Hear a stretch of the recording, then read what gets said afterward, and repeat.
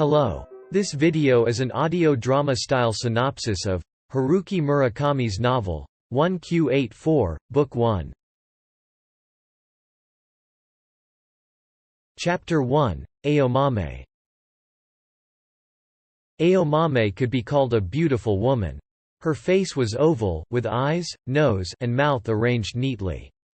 However, she made the impression that she was unapproachable. She could frighten her opponent with her grimace if she wanted to. At that time, Aomame was sitting in the back seat of the taxi.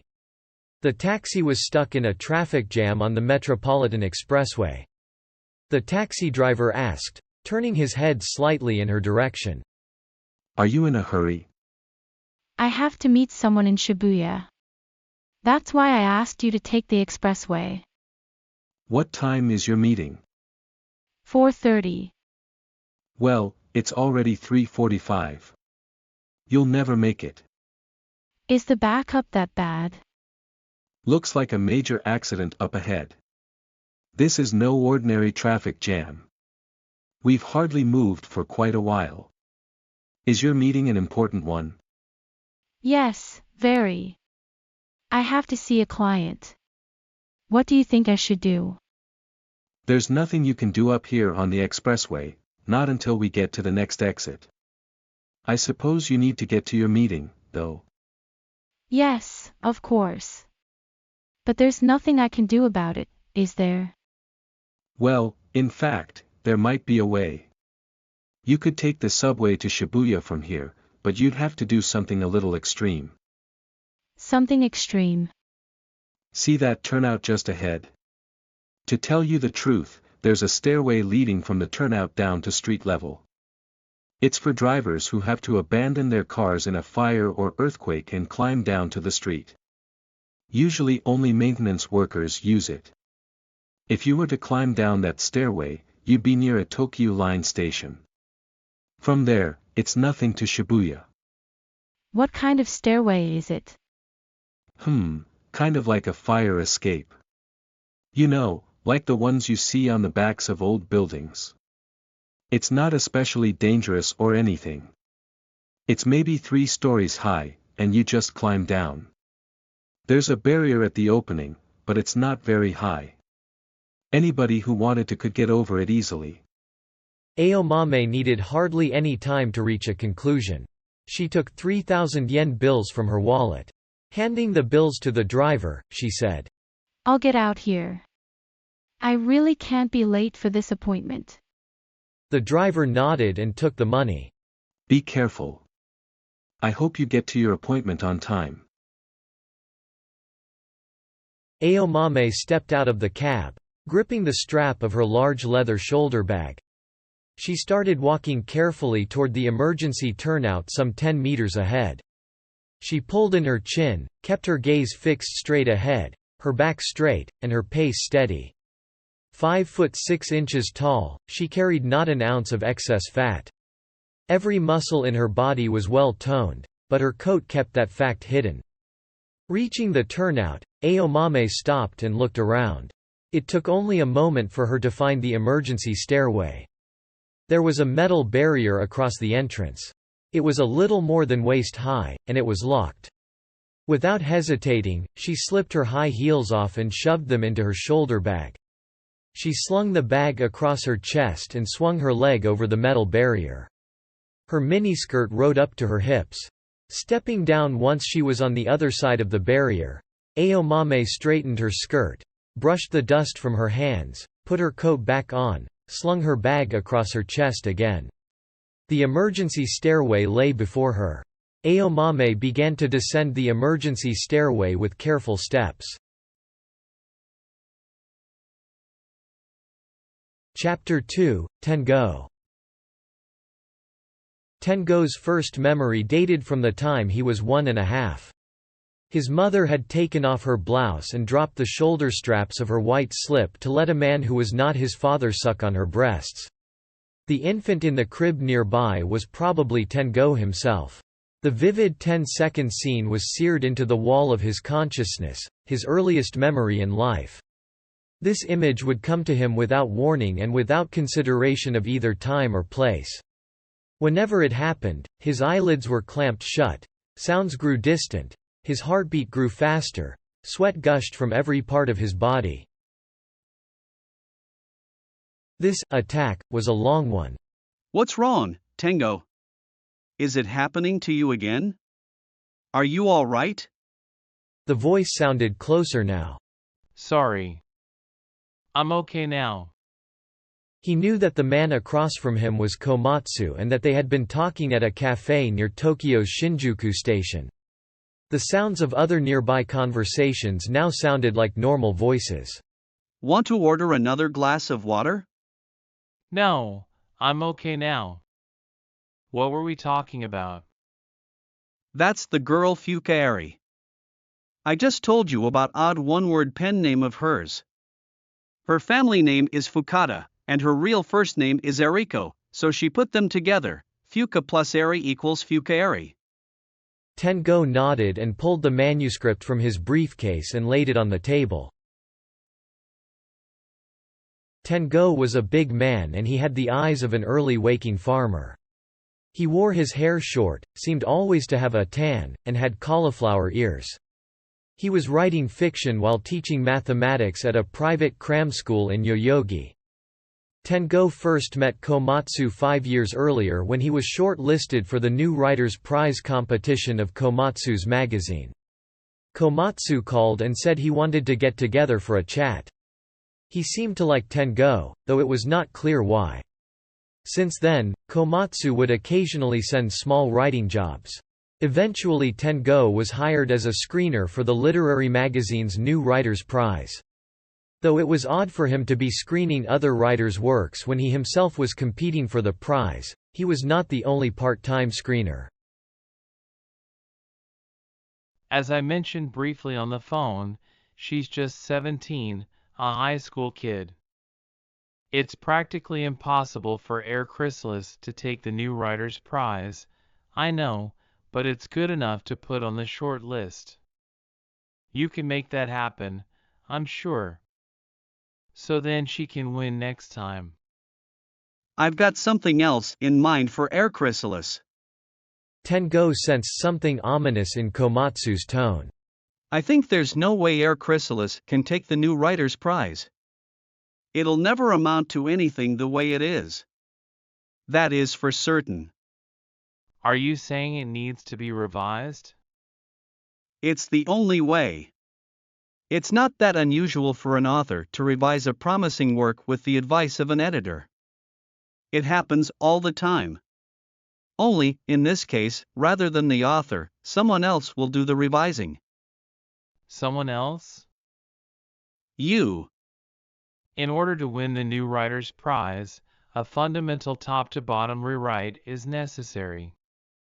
Only the author can do that. But this time, you will rewrite it from top to bottom. Just use the framework of the story as is. And keep as much of the tone as possible. But change the language, a total remake. You'll be in charge of the actual writing, and I'll be the producer. Tengo merely shook his head, saying nothing. Fukaeri's imagination is far from ordinary. Unfortunately, though, her writing is hopeless. On the other hand, you know how to write.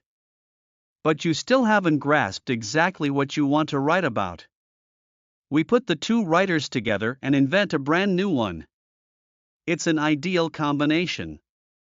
Just leave the rest to me. A brand new? There's no rush. Take 2 or 3 days to think about it. Read Air Chrysalis again and give some good, careful thought to what I'm proposing.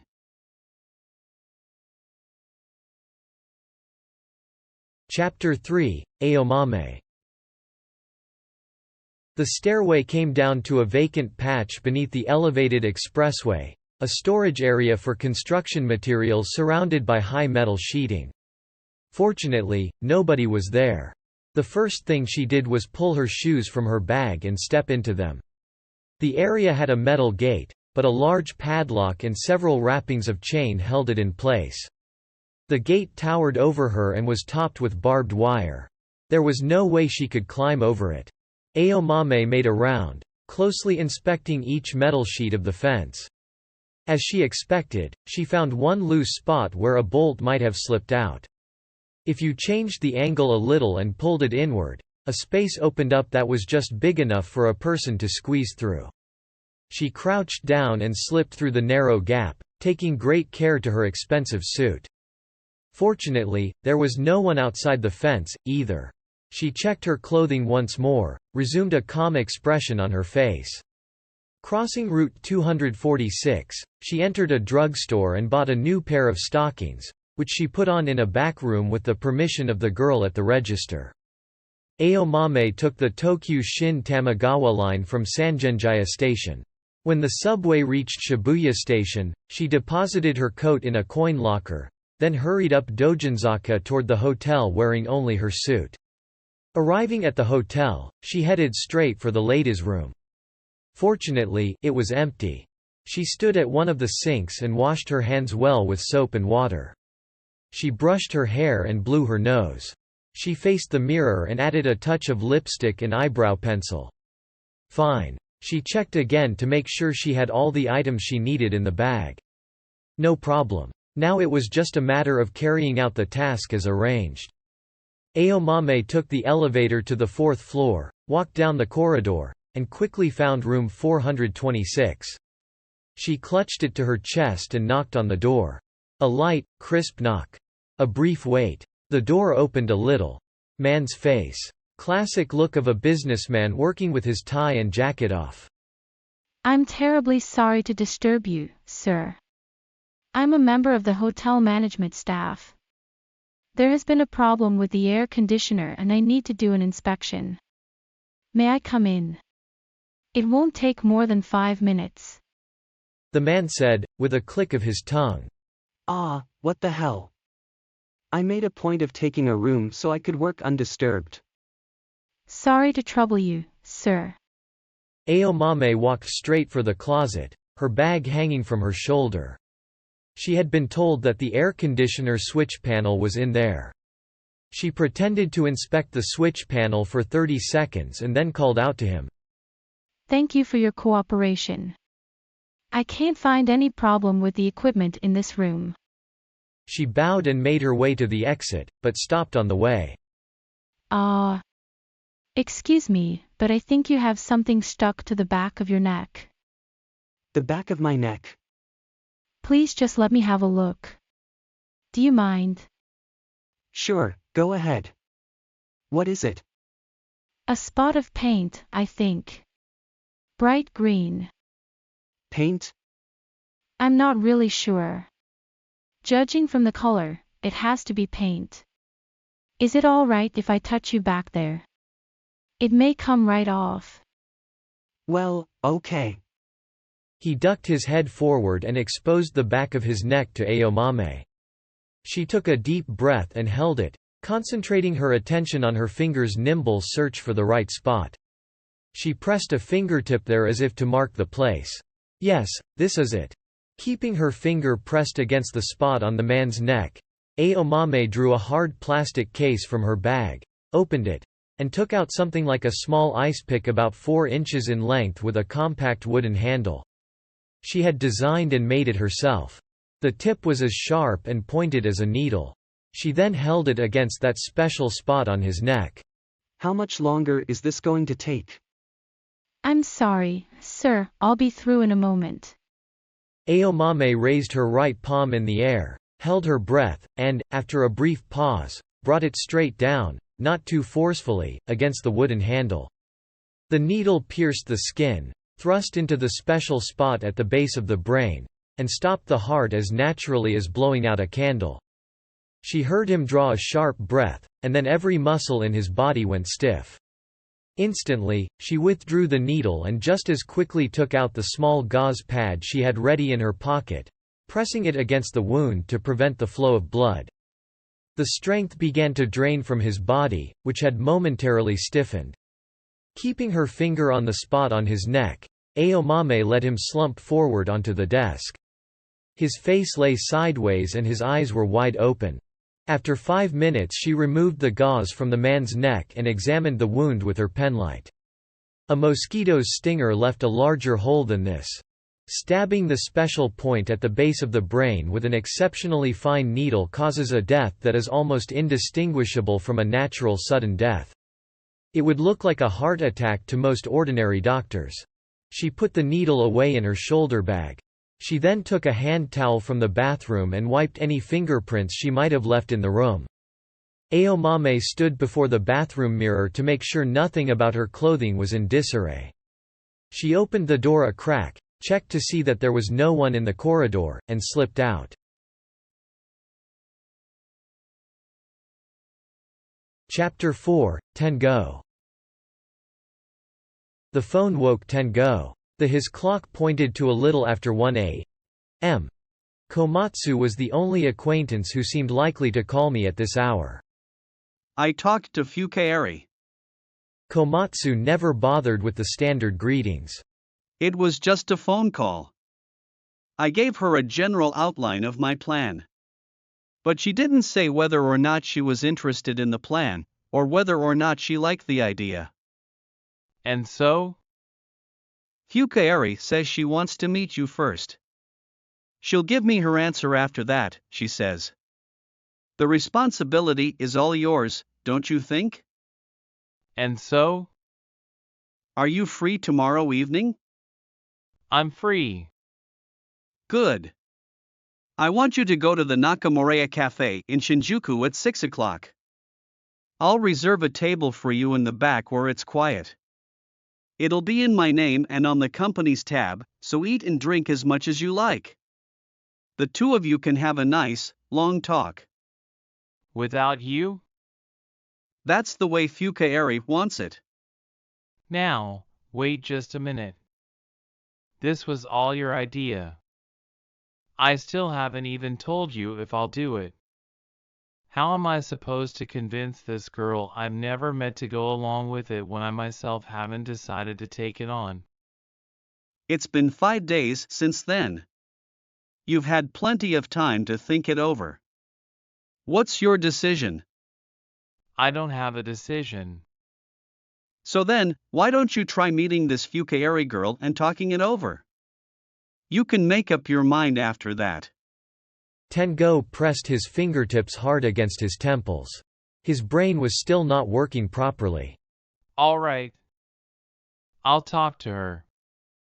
6 o'clock tomorrow at the Shinjuku Nakamura. I'll give her my explanation of the situation. But I'm not promising any more than that. I can explain the plan, but I can't convince her of anything. That's all I ask, of course. So anyway, how much does Fukaeri know about me? I filled her in on the general stuff. You're 29 or 30, a bachelor, you teach math at a yoyogi cram school. You're a big guy, but not a bad guy. You don't eat young girls. You live a simple lifestyle, you've got gentle eyes.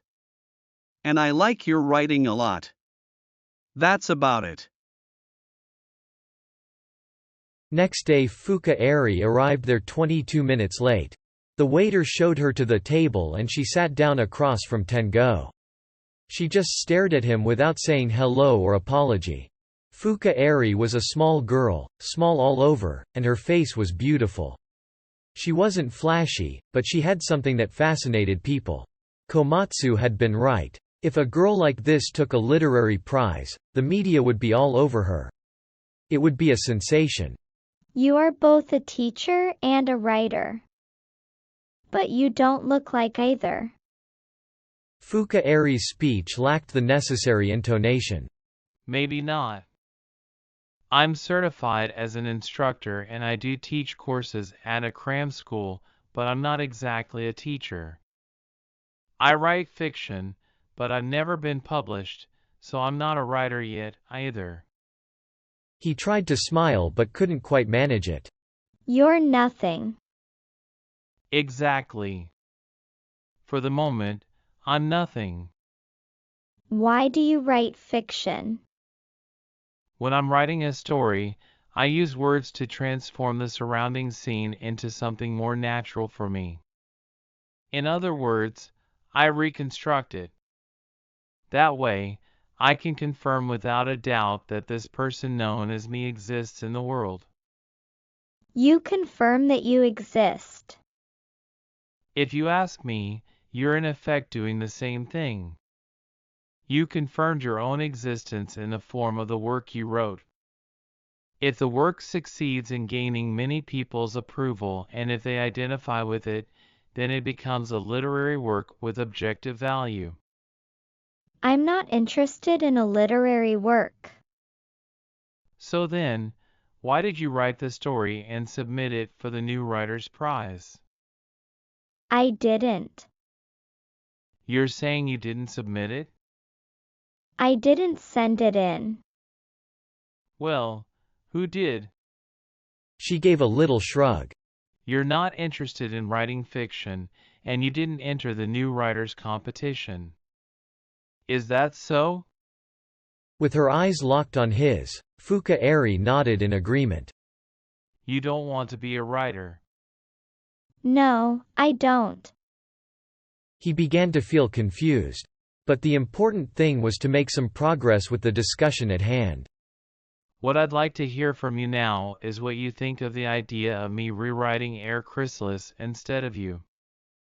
Even if I want to do it, it couldn't happen without your agreement and cooperation. You can do it. Fix it any way you like. Don't you think you should take a little more time to think it over? This is a pretty big decision. Fuka Eri shook her head. No need. I'm going to rewrite carefully so as not to break the story or style. Still, I would change it a lot. The work rewritten in this way will be published as yours. Do you understand what I'm telling you? I understand. Do what you want. As long as it's okay with you, I'd like to start rewriting Air Chrysalis tomorrow. She suddenly changed the subject. I want you to meet someone. Now, who could that be? She ignored his question and asked. Are you free Sunday morning? I am. After Fuka Eri left, Tengo called Komatsu from the payphone at the entrance of the restaurant. How did it go? Komatsu asked right away. Fuka Eri is basically okay with me rewriting Air Chrysalis, I think. That's great. Marvelous. I didn't do any negotiating. I didn't have to convince her. I just explained the main points, and she pretty much decided on her own. I don't care how you did it. The results are what count. Now we can go ahead with the plan. Except that I have to meet somebody next Sunday. Meet somebody? Who? I don't know. She wants me to meet this person and talk. Komatsu kept silent for a few seconds. Well, she met you, and she must have thought you were qualified to rewrite Air Chrysalis. That means she liked you. Good work, Tengo. Start rewriting the manuscript right away. We don't have any time to lose. I've got to return the rewritten manuscript to the pile of entries as soon as possible, switch it for the original. Can you do the job in 10 days? What a taskmaster. Don't worry, you don't have to make it absolutely polished. We can still touch it up in the next stage. If that's the case, I might be able to pull it off in 10 days. It's still going to be a huge job, though.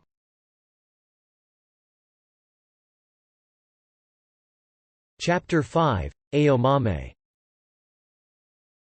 After finishing her job and exiting the hotel, Aomame walked a short distance before catching a cab to yet another hotel, in the Akasaka. She had been to the bar in this Akasaka hotel any number of times. She entered the bar a little after 7. She pulled a book from her shoulder bag and started reading. As the time passed, the place gradually filled up. But none of the customers had what she was looking for. Aomame was looking for businessmen held management positions in first-rank corporations, or else they were independent businessmen or professionals such as doctors or lawyers. They had reached middle age, and money was no problem for them. They also knew more or less how to have a good time. The man now sitting at the bar 2 seats away from her was the kind of middle-aged man you see everywhere. But she liked the shape of his head. Aomame slung her bag on her shoulder and, whiskey glass in hand, slipped over 2 seats to the stool next to his. He seemed a little surprised but struggled not to show it. Aomame glanced at her watch. Look, it's getting late. Can I just ask you something straight out? Sure. It's, rather personal. I'll answer if I can. Do you have a decent-sized cock? Is it on the big side? The man's lips parted and his eyes narrowed as he looked at her for a while. He could not quite believe he had heard her correctly. But her face was utterly serious. She was not joking. Well, it's somewhat bigger than standard, I think, but it's not ridiculously big either. Well, all right, then, maybe you should give me a peek. Here? Here. Are you crazy? No, we go to your room now, and I let you take your pants off and show me. Just the 2 of us. So I show you, and then what happens? He asked worriedly. We have sex, obviously. What else? The man paid the bill and they went to his room. They were finished. The man exhausted and lay face down. Mind if I turn on the television? Fine. He said, still on his stomach. Naked in bed, she watched the 11 o'clock news to the end. There was a great variety of news stories, but no report on the discovery of a body in a Shibuya hotel. After the news, Aomame turned the TV off with the remote control. The room was hushed, the only sound the soft, rhythmic breathing of the man sleeping beside her. She slipped out of bed and gathered her clothing from the floor, piece by piece. Chapter 6, Tengo. The next call from Komatsu came early Friday morning, shortly after 5 o'clock. Do you have a word processor, Tengo? No, of course not. Do you know how to use one? I do. I can pretty much handle either a dedicated word processor or a computer. I use them all the time at the cram school. Good. I want you to buy one today. Send me a bill afterward. I want you to start revising Air Chrysalis as soon as possible. You're saying you're going to buy me a word processor? As you know, Air Chrysalis arrived as a word-processed manuscript, which means we'll have to use a word processor to rewrite it. Can you start the rewrite today? I can start it any time I decide to, but Fukari wants me to meet someone this Sunday. If those negotiations break down, anything we do now could be a complete waste of time and money. Never mind, it'll work out. Don't worry about the details. Start working right away. We're in a race against time. Okay, then. I'm seeing somebody this afternoon, but I'll be free to start working after that. I can shop for a word processor this morning. That's great, Tengo. I'm counting on you. We'll join forces and turn the world upside down. Tengo's married girlfriend called just after 9. She was supposed to be visiting Tengo's apartment that afternoon. They always got together on Fridays. I'm just not feeling right. Sorry, but I don't think I can make it today. See you next week. In fact, he was not all that sorry to miss her on this particular Friday. Because his feelings were already moving in the direction of rewriting Air Chrysalis. He went to Shinjuku and bought a Fujitsu word processor with his credit card. He also bought ink ribbon cartridges and paper. He carried everything back to his apartment, and launched into the rewriting of Air Chrysalis. When he was preparing dinner, the phone rang. It was Fuka Eri. About Sunday. She said, without saying hello. Yes. Sunday morning I'll be seeing you and meeting somebody else. 9 o'clock. Shinjuku Station. Front end of the train to Tachikawa. In other words, you want to meet on the outward-bound platform of the Chua line where the first car stops, right? Right. Fuka Eri kept silent. Long silences did not seem to bother her, but this was not the case for Tengo. Oh yes, I should tell you I started rewriting your Air Chrysalis today. I know you haven't given us your final permission, but there's so little time, I'd better get started if we're going to meet the deadline. Is the rewrite going well? So far, so good. That's nice. I hope you like what I'm doing. Not worried. Why not? Fuka Eri did not answer. Okay, then, see you at 9 o'clock Sunday morning.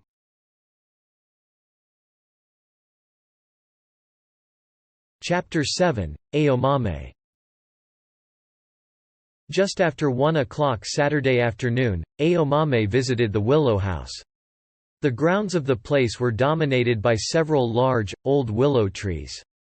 It stood atop a steep slope in the fashionable Azabu neighborhood. Aomame pressed the button at the gate and stated her name to the intercom. The iron gate drew slowly open, and once she was inside it closed behind her. As always, she stepped through the garden and headed for the front door. Outside the front door stood a number of teak garden chairs, into one of which was squeezed a powerfully built man. He was not especially tall, but his upper body was startlingly well developed. Perhaps 40 years of age, he kept his head shaved and wore a well-trimmed mustache. He was a professional bodyguard, which was in fact his area of expertise, though at times he also served as a driver. A high-ranking karate expert, he could also use weapons effectively when the need arose. He could bare his fangs and be more vicious than anyone, but he was ordinarily calm, cool, intellectual and even gentle. His name was Tamaru. Tamaru nodded to Aomame, who took the chair opposite him and greeted him with a simple, hello. I heard a man died in a hotel in Shibuya. After a short silence, Tamaru extended his thick, glove-like right hand toward Aomame. She grasped it, and the two shared a firm handshake. You must be tired. You ought to get some rest. Aomame smiled just a little. Say, your appointment today was for 1:30, right? Right. There's still some time. Wait here a minute, will you? Maybe we can get you in a little earlier. Tamaru disappeared through the front door and came back a short time later. I'm going to have you go around to the back. She wants to see you in the hothouse today.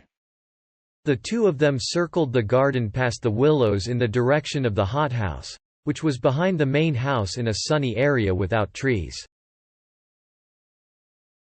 The dowager, the mistress of the house, would occasionally invite Aomame into the hothouse for private chats. The dowager was in her mid-70s and kept her lovely white hair short. Whenever Aomame looked at her, she could not help but feel a kind of esteem for her natural, unaffected dignity. When she saw Aomame come in, the dowager put down her watering can and motioned for her to sit in a small iron garden chair near the hothouse entrance. Aomame sat down, and the woman sat in the chair facing her. None of her movements made any sound. The woman said, looking straight at Aomame, "Look at what's in that envelope." From an envelope lying on the table, Aomame took 7 Polaroid photographs and set them in a row. They were close-up shots of a young woman's body, her back, breasts, buttocks, thighs, even the soles of her feet. Only her face was missing.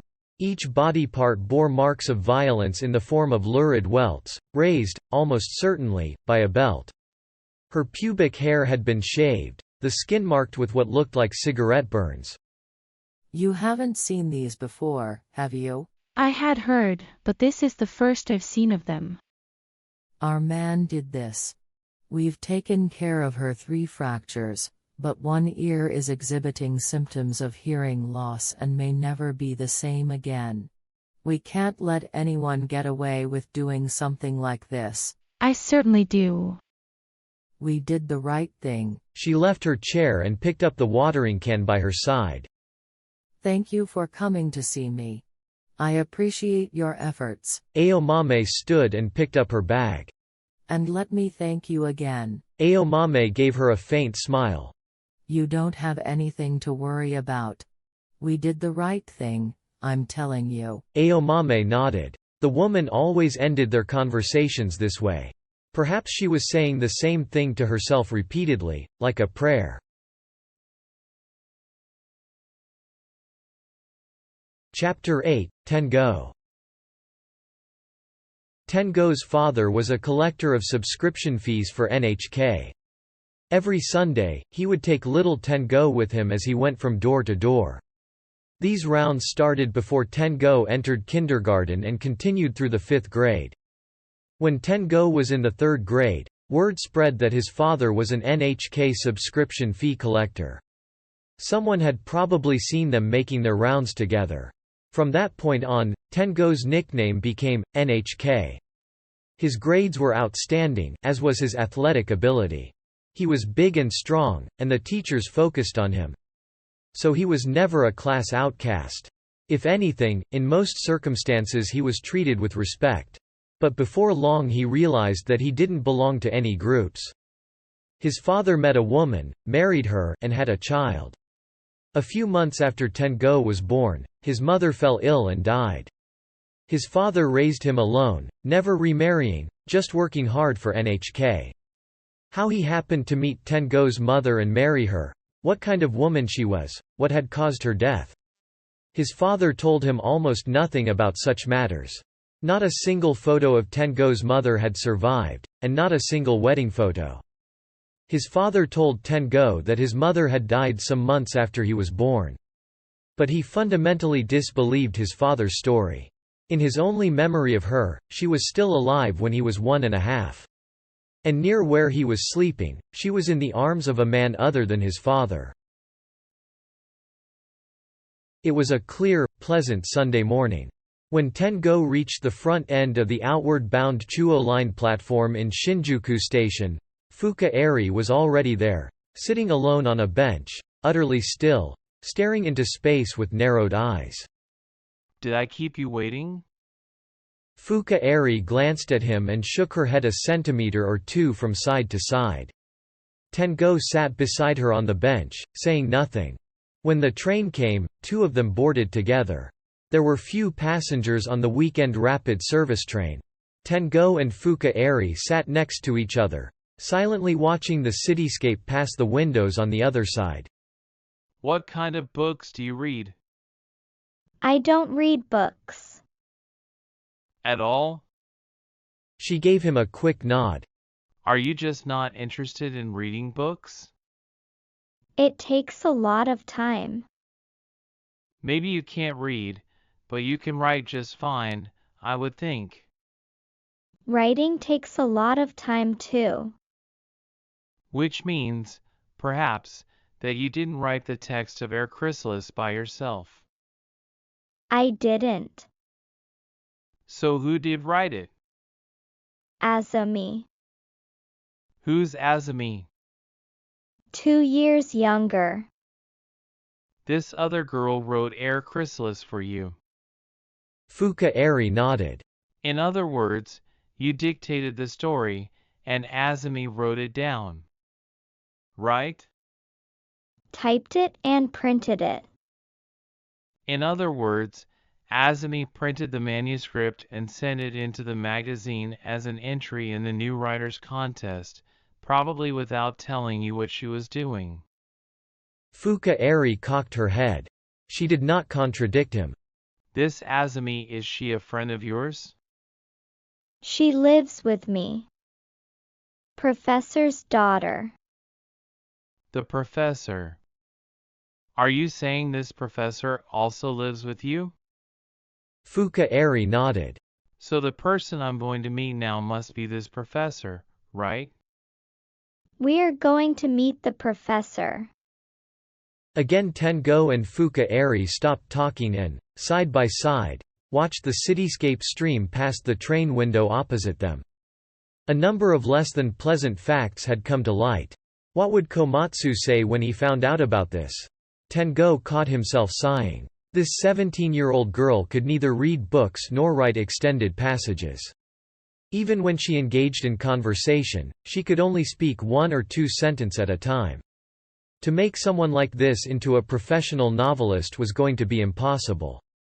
Even supposing that Tengo succeeded in rewriting Air Chrysalis, that it took the new writer's prize, and that it was published as a book and praised by the critics, they could not go on deceiving the public forever. After some hesitation, Tengo confessed. Our plan might fall apart. Fuka Eri looked into Tengo's eyes in search of something. Then she reached out and took his hand. This startled him, but he tried not to let it show on his face. Don't be afraid.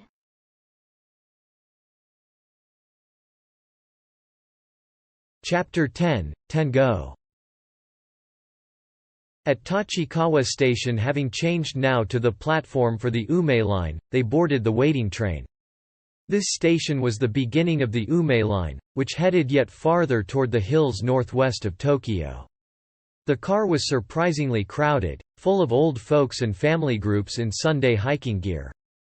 Finally, after 5 stops on the single-track section of the line, they got off at a station called Futamatao. Tengo had never heard of the place before. The small station was an old wooden building. 5 other passengers got off with them. There were virtually no shops by the station, and no people. There was, however, one taxi parked there. They rode it. They were not in the taxi very long, but the route was tremendously complicated. The taxi finally came to a stop after climbing a hill as frighteningly steep as a ski slope on what seemed to be the peak of a small mountain. The house was large and elegant. It had obviously been built long ago, but it was well cared for. The trees and bushes in the front yard were beautifully trimmed. Turning the knob with a clatter, Fuka Eri walked in through the unlocked front door and signaled for Tengo to follow her. Fuka Eri sat him down on a large sofa and left the reception room without a word. After a short time Fuka Eri returned and sat down next to Tengo, still without speaking. 10 minutes went by like this. Then suddenly, without warning, the door opened and a thinly built man entered the reception room. He was probably in his mid-60s. Tengo started to stand and introduce himself, but the man quickly signaled for him to remain seated.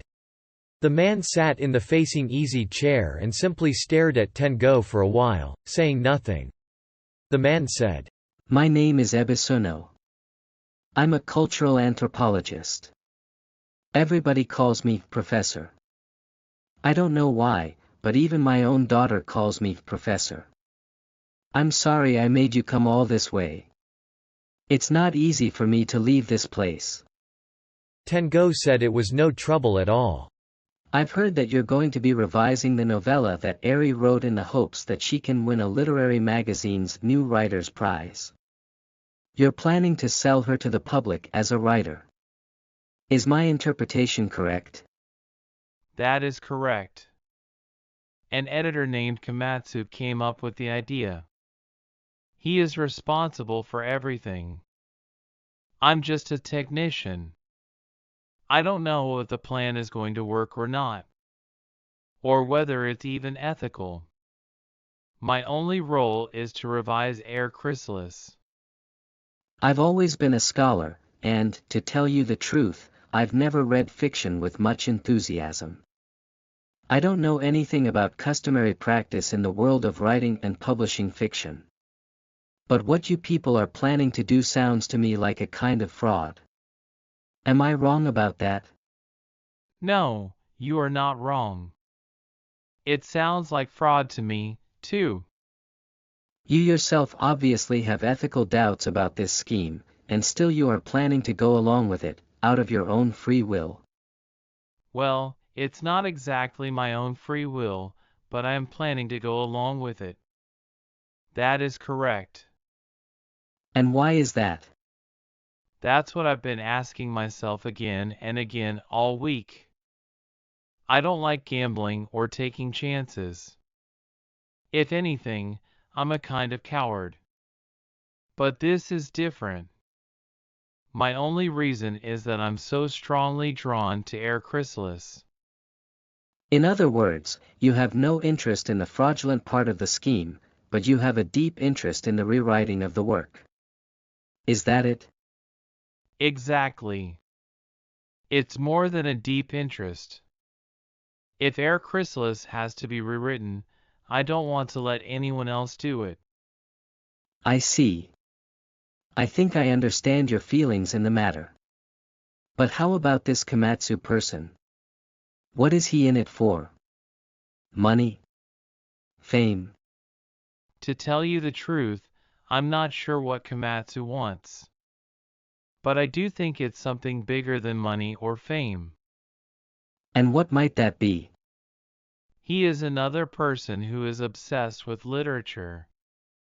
People like him are looking for just one thing, and that is to find, if only once in their lifetimes, a work that is unmistakably the real thing. They just want to serve it up to the world. I see. You people don't seem to be planning to use Eri for immediate profit. But the plan is a very risky. If the truth were to come out at some point, it would be sure to cause a scandal, and the public censure would not be limited to you and Mr. Komatsu.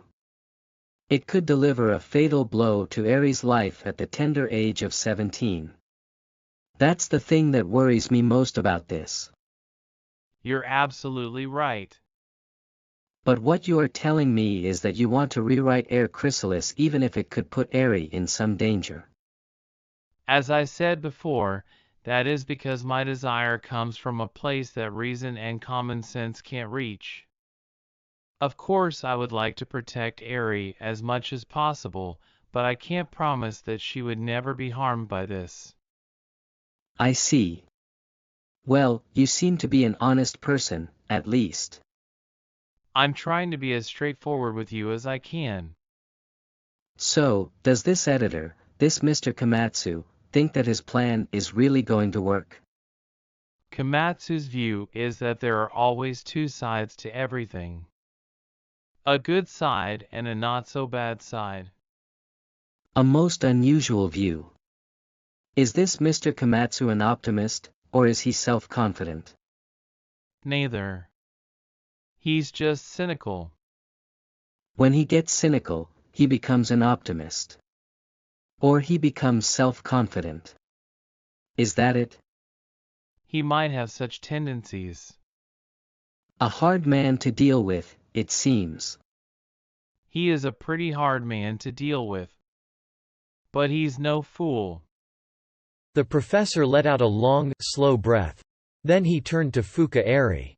How about it, Eri? What do you think of this plan?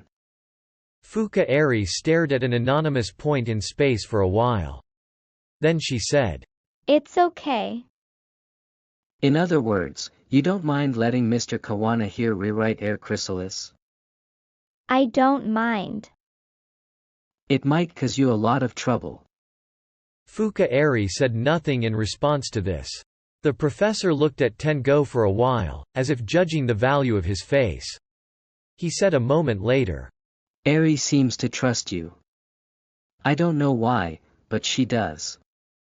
And I trust Eri. So if she says it's all right to let you rewrite her novella, all I can do is give my approval. On the other hand, if you really do plan to go ahead with this scheme, there are a few things you should know about Eri. This could take a while to tell. I'm listening. The professor paused for a moment, cleared his throat, and then began to speak. All right.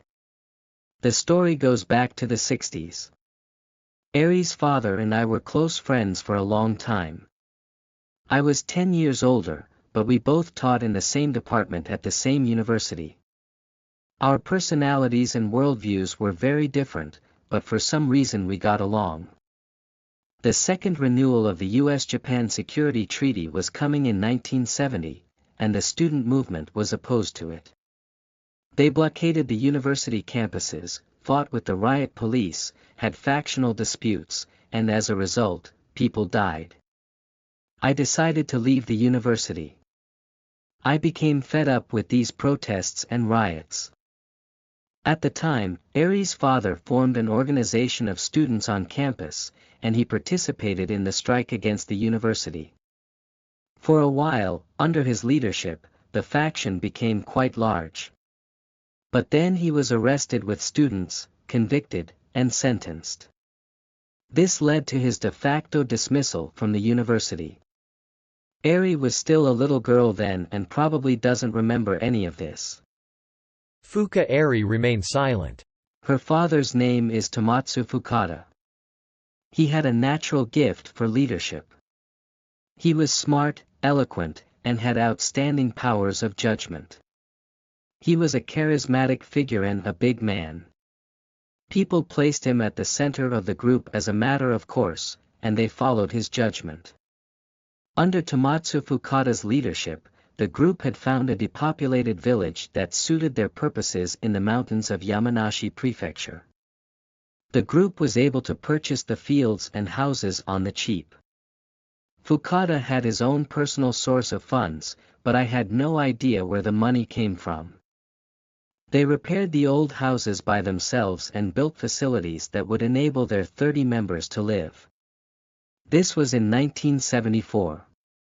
They called their new commune Sakigake. Sakigake came up with several of their own innovations.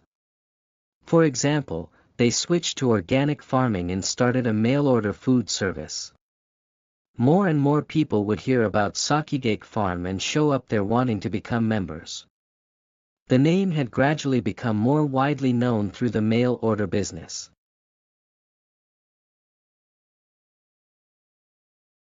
Chapter 11, Aomame.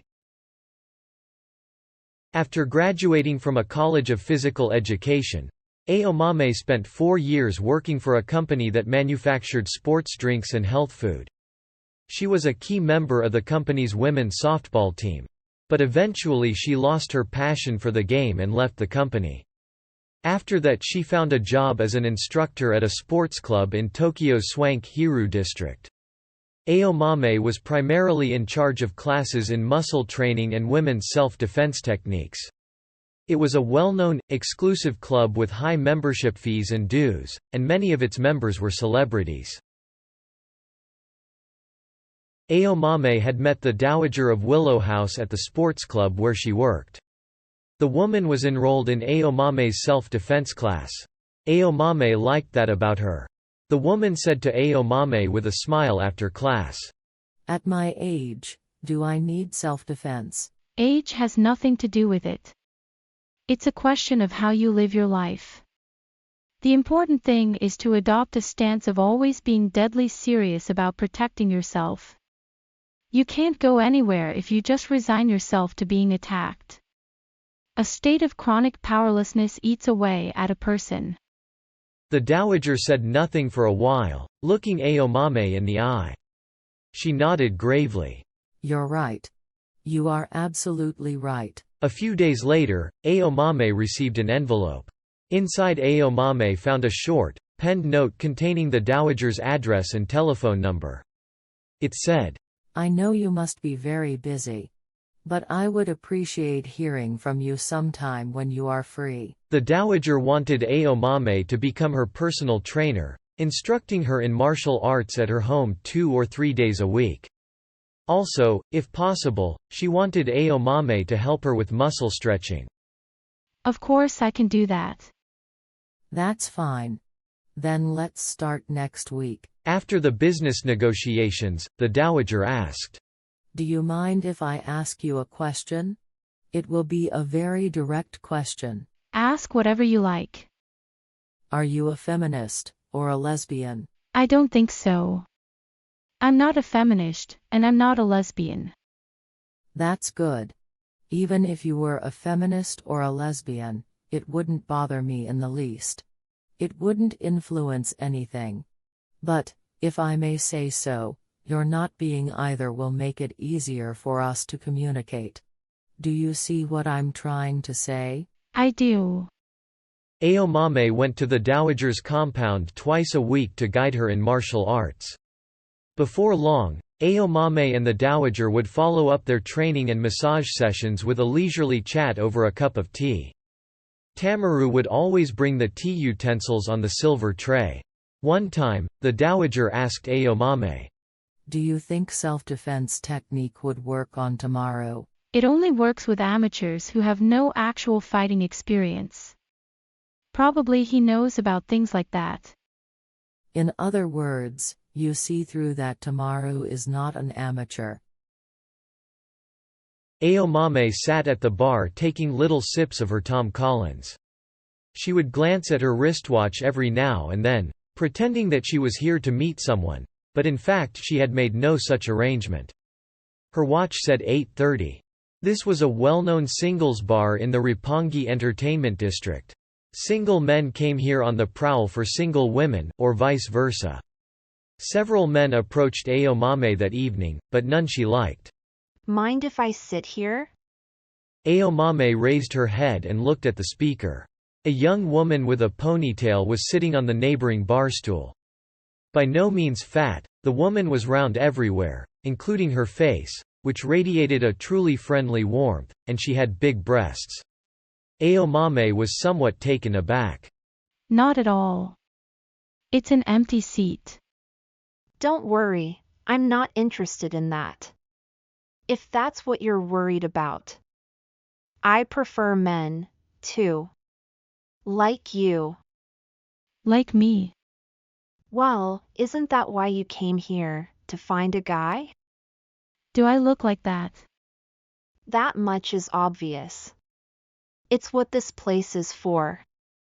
And I'm guessing that you are no more a pro than I am. Of course not.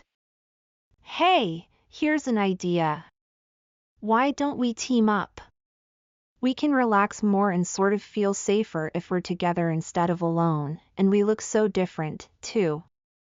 I'm more the womanly type, and you have that trim, boyish style. I'm sure we're a good match. I don't mind teaming up, but if we're going to do stuff together, even temporarily, can you tell me a little more about yourself? Because we could be on completely different wavelengths. Good idea. So, what do you want to know about me? Well, for one thing, what kind of work do you do? Even if I tell you the truth, you might not believe me. So I'll go first. I'm an instructor at a sports club. I mostly teach martial arts. Also muscle stretching. Martial arts. In a pinch, we might be an unbeatable team. I might not look it, but I've been doing Aikido for years. To tell you the truth, I'm a policewoman. A policewoman. Aomame's mouth dropped open, but no further words emerged from it. It's nearly impossible for a policewoman to have a boyfriend. You work irregular hours, so it's hard to coordinate times with anyone who works a normal business week.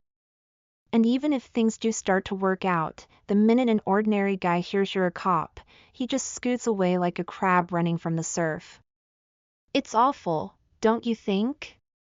Aomame said that she did think it was awful. Well, I'm not exactly unpopular as long as I don't reveal my profession. So in places like this I just tell them I work for an insurance company. Do you come here often? Not often. Once in a while. Every now and then, I start craving sex. So then I get all dolled up, put on fancy underwear, and come here. I find a suitable guy and we do it all night. That calms me down for a while. The next day I'm hard at work, handing out parking tickets. How about you? About the same, I guess. No boyfriend? I made up my mind not to have a boyfriend.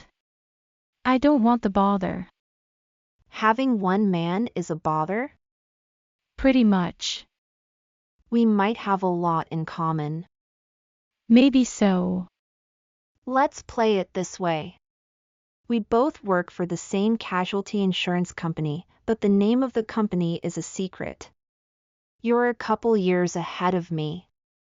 There was some unpleasantness in the office today, so we came here to drown our sorrows. How's that for our situation? Fine, except I don't know a thing about casualty insurance. Leave that to me. I'm good at making up stories. It's all yours, then. Now, it just so happens that two sort of middle-aged guys are sitting at the table right behind us, and they've been looking around with hungry eyes. Can you check him out without being obvious about it? Aomame glanced back casually as instructed. A table's width away from the bar stood a table with two middle-aged men. Both wore a suit and tie, and both looked like typical company employees out for a drink after a hard day's work. That's fine with me. But how are you going to get them to invite us to join them? Not by waiting for the sun to come up, that's for sure. We crashed their party, all smiles. Are you serious? Of course I am. Just leave it to me. I'll go over and start up a conversation. You wait here.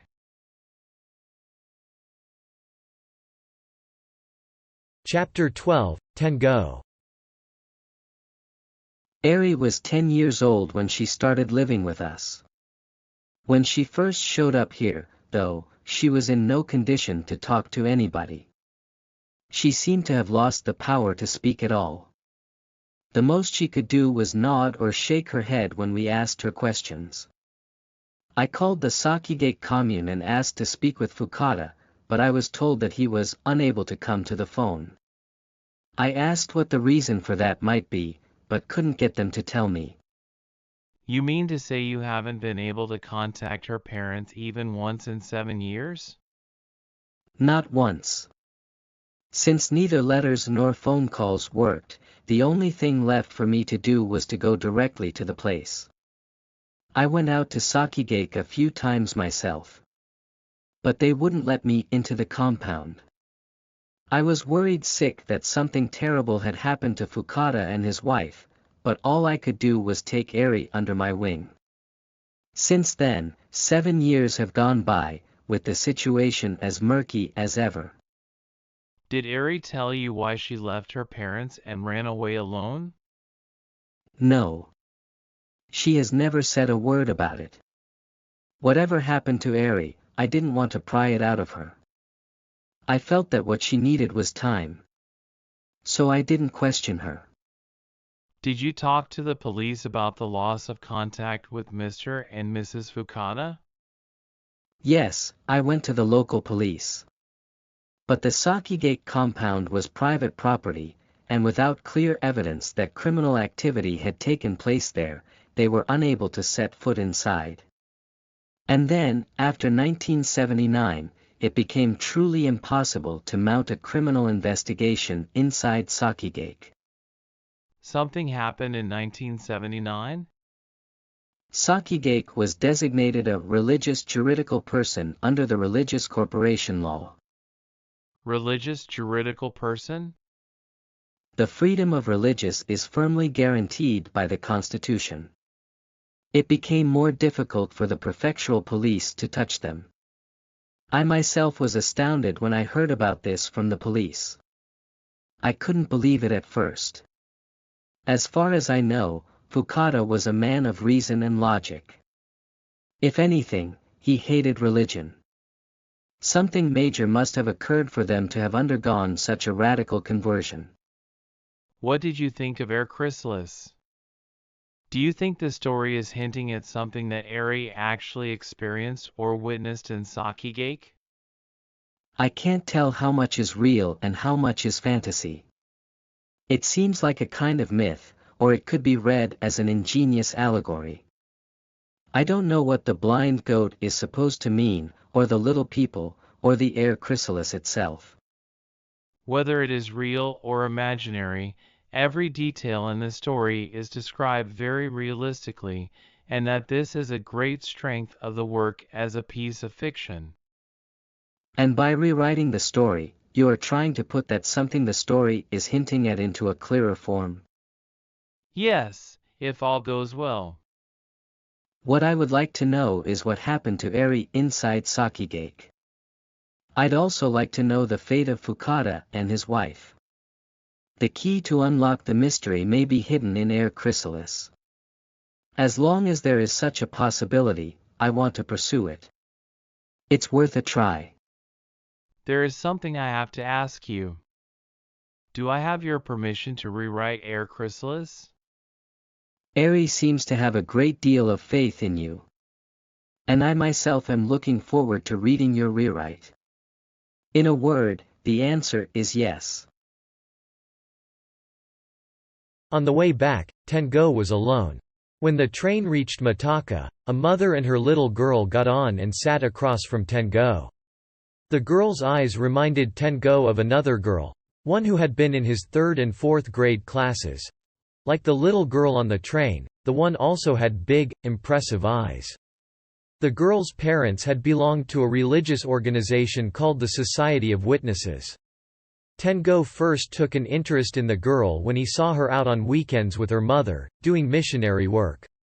Children in witness families were expected to begin accompanying their parents in missionary activity as soon as they were old enough to walk. Tengo passed the girl on the street several times this way while he was making the rounds with his father, collecting NHK subscription fees. He would recognize her, and she would recognize him. Of course, they never spoke. No greeting passed between them. All the children in their class knew that the girl was a witness believer. The girl was required to recite, in a loud, clear voice, so that the other children could hear every word, a special prayer before she ate her school lunches. Not surprisingly, her classmates found this utterly creepy. O Lord in heaven, may thy name be praised in utmost purity forever and ever, and may thy kingdom come to us. Please forgive our many sins, and bestow thy blessings upon our humble pathways. Amen. Tengo had never said a word to the girl. In his heart, though, he sympathized with her. Tengo did once extend a helping hand to the girl in the wake of a minor incident. It happened in the autumn when they were in the 4th grade. One of the other pupils reprimanded the girl when they were seated at the same table performing an experiment in science. On this occasion, the boy's words contained a good deal of venom. Tengo was in the group at the next table, but he found it impossible to pretend that he had not heard anything. He went to the other table and told the girl she should join his group. But they never spoke again after that. There was no need, or opportunity, to do so. Whenever their eyes happened to meet, however, a hint of tension would show on her face. Then, one day, the girl took Tengo's hand. It happened on a sunny afternoon in early December. Class had been dismissed, and the two of them happened to be the last to leave after the children had finished cleaning the room. No one else was there. She strode quickly across the room, heading straight for Tengo, as if she had just made up her mind about something. She stood next to him and, without the slightest hesitation, grabbed his hand and looked up at him. Taken by surprise, Tengo looked back at her. Their eyes met. She went on holding his hand for a very long time, saying nothing, but never once relaxing her powerful grip. Then, without warning, she dropped his hand and dashed out of the classroom, skirts flying. Chapter 13, Aomame. When she woke, she realized what a serious hangover she was going to have. She was naked in her own bed, but she had absolutely no idea how she had managed to make it back. She tried to remember what she could about last night. Ayumi went over to the men's table, arranged everything cleverly, the four had drinks and the mood was good. The rest unfolded in the usual manner. They took 2 rooms in a nearby business hotel. At that point the phone rang. She lifted the receiver. The hands on the large wall clock were pointing to 12:30. A female voice spoke her name. It was Ayumi. Yes, it's me. Are you okay? Hangover? Yeah, a bad one. I was worried about you. I wanted to make sure you got home okay. I did manage to get you into a cab at Roppongi Crossing and tell the driver your address, though. I don't remember, but I guess I made it here.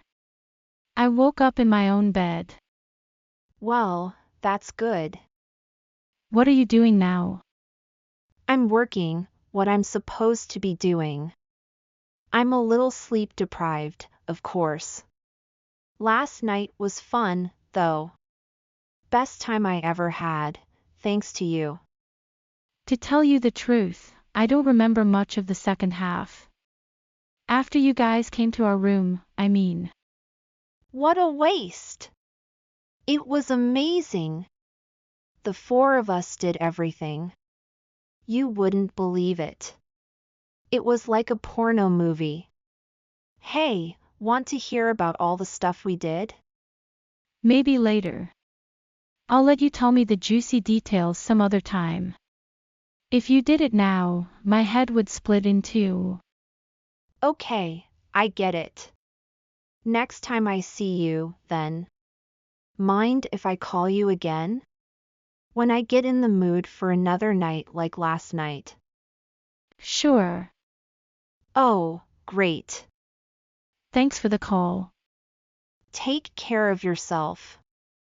Ayumi said, and hung up. Even now, Aomame still recalled the events surrounding the death of Tamaki Otsuka. She and Tamaki were the same age. They had been teammates in the softball club of their public high school. Aomame and Tamaki recognized each other's talents and, without either taking the initiative, naturally drew close until each had become the other's best friend. Aomame kept playing softball after her graduation from high school when she went on to a private college of physical education. Having won a national reputation as an outstanding softball player, she was recruited and given a special scholarship. Tamaki stopped playing softball upon graduating from high school. She intended to take the bar exam and become a lawyer. Though their paths in life diverged, Aomame and Tamaki remained best friends. The two would meet once a week to share a meal. They never ran out of things to talk about. Tamaki lost her virginity in the autumn of her first year in college. The man was 1 year older than Tamaki, a fellow member of the college tennis club. He invited her to his room after a club party, and there he forced her to have sex with him. Tamaki had liked this man, which was why she had accepted the invitation to his room. But the violence with which he forced her into having sex and his narcissistic, self-centered manner came as a terrible shock. Aomame comforted Tamaki and advised her to find a way to punish him, but Tamaki could not agree. Her own carelessness had been a part of it, she said, and it was too late now to lodge any complaints. But it was painfully clear to Aomame how deeply her friend had been wounded by the incident. Aomame decided to take it upon herself to punish the man. She got his address from Tamaki and went to his apartment carrying a softball bat. Aomame checked to be sure the man was not at home. She used a screwdriver and hammer to break the lock on his door. Then she wrapped a towel around the bat several times to dampen the noise and proceeded to smash everything in the apartment that was smashable. The television, the lamps, the clocks, the records, the toaster, the vases. She left nothing whole. Tamaki was an intelligent girl. She put a great deal of effort into her schoolwork. In the presence of men, however, Tamaki's powers of judgment fell totally to pieces. Tamaki liked handsome men. As Aomame saw it, this tendency of her friends ranked as a sickness. For some reason, the ones who aroused her interest were always sweet-faced men with nothing inside. And when it came to men, she would stubbornly resist anything Aomame might have to say. Tamaki became involved with many men during her college years, and each one led to trouble. They would always betray her, wound her, and abandon her, leaving Tamaki each time in a state close to madness. Twice she resorted to abortions. Where relations with the opposite sex were concerned, Tamaki was truly a born victim. When she was 24, Tamaki married a man 2 years her senior. As soon as they became engaged, she left graduate school and gave up on continuing her legal studies. He insisted that she do so. Aomame met Tamaki's fiancé only once. He came from a wealthy family, and, just as she had suspected, his features were handsome but utterly lacking in depth. Not only that, Aomame sensed something ominous about him. "This marriage will never work," Aomame said to Tamaki. Aomame's opposition to her marriage made Tamaki hysterical, and she screamed harsh words at Aomame, among them words that Aomame least wanted to hear. Aomame did not attend the wedding. Tamaki committed suicide 3 days before her 26th birthday. She hanged herself at home. "We had no domestic problems, and I never heard of any dissatisfaction on her part. I can't imagine what would have caused her to take her own life." The husband told the police. His parents said much the same thing. But they were lying. The husband's constant sadistic violence had left Tamaki covered with scars both physical and mental. His actions toward her had verged on the monomaniacal, and his parents generally knew the truth. At the very end, just before she killed herself, Tamaki wrote a long letter to Aomame. It contained the horrifying facts of Tamaki's married life. Aomame resolved in her heart to punish the man for what he had done.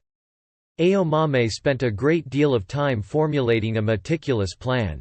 She had already learned that a needle thrust into a certain point on the back of the neck at a certain angle could kill a person instantly.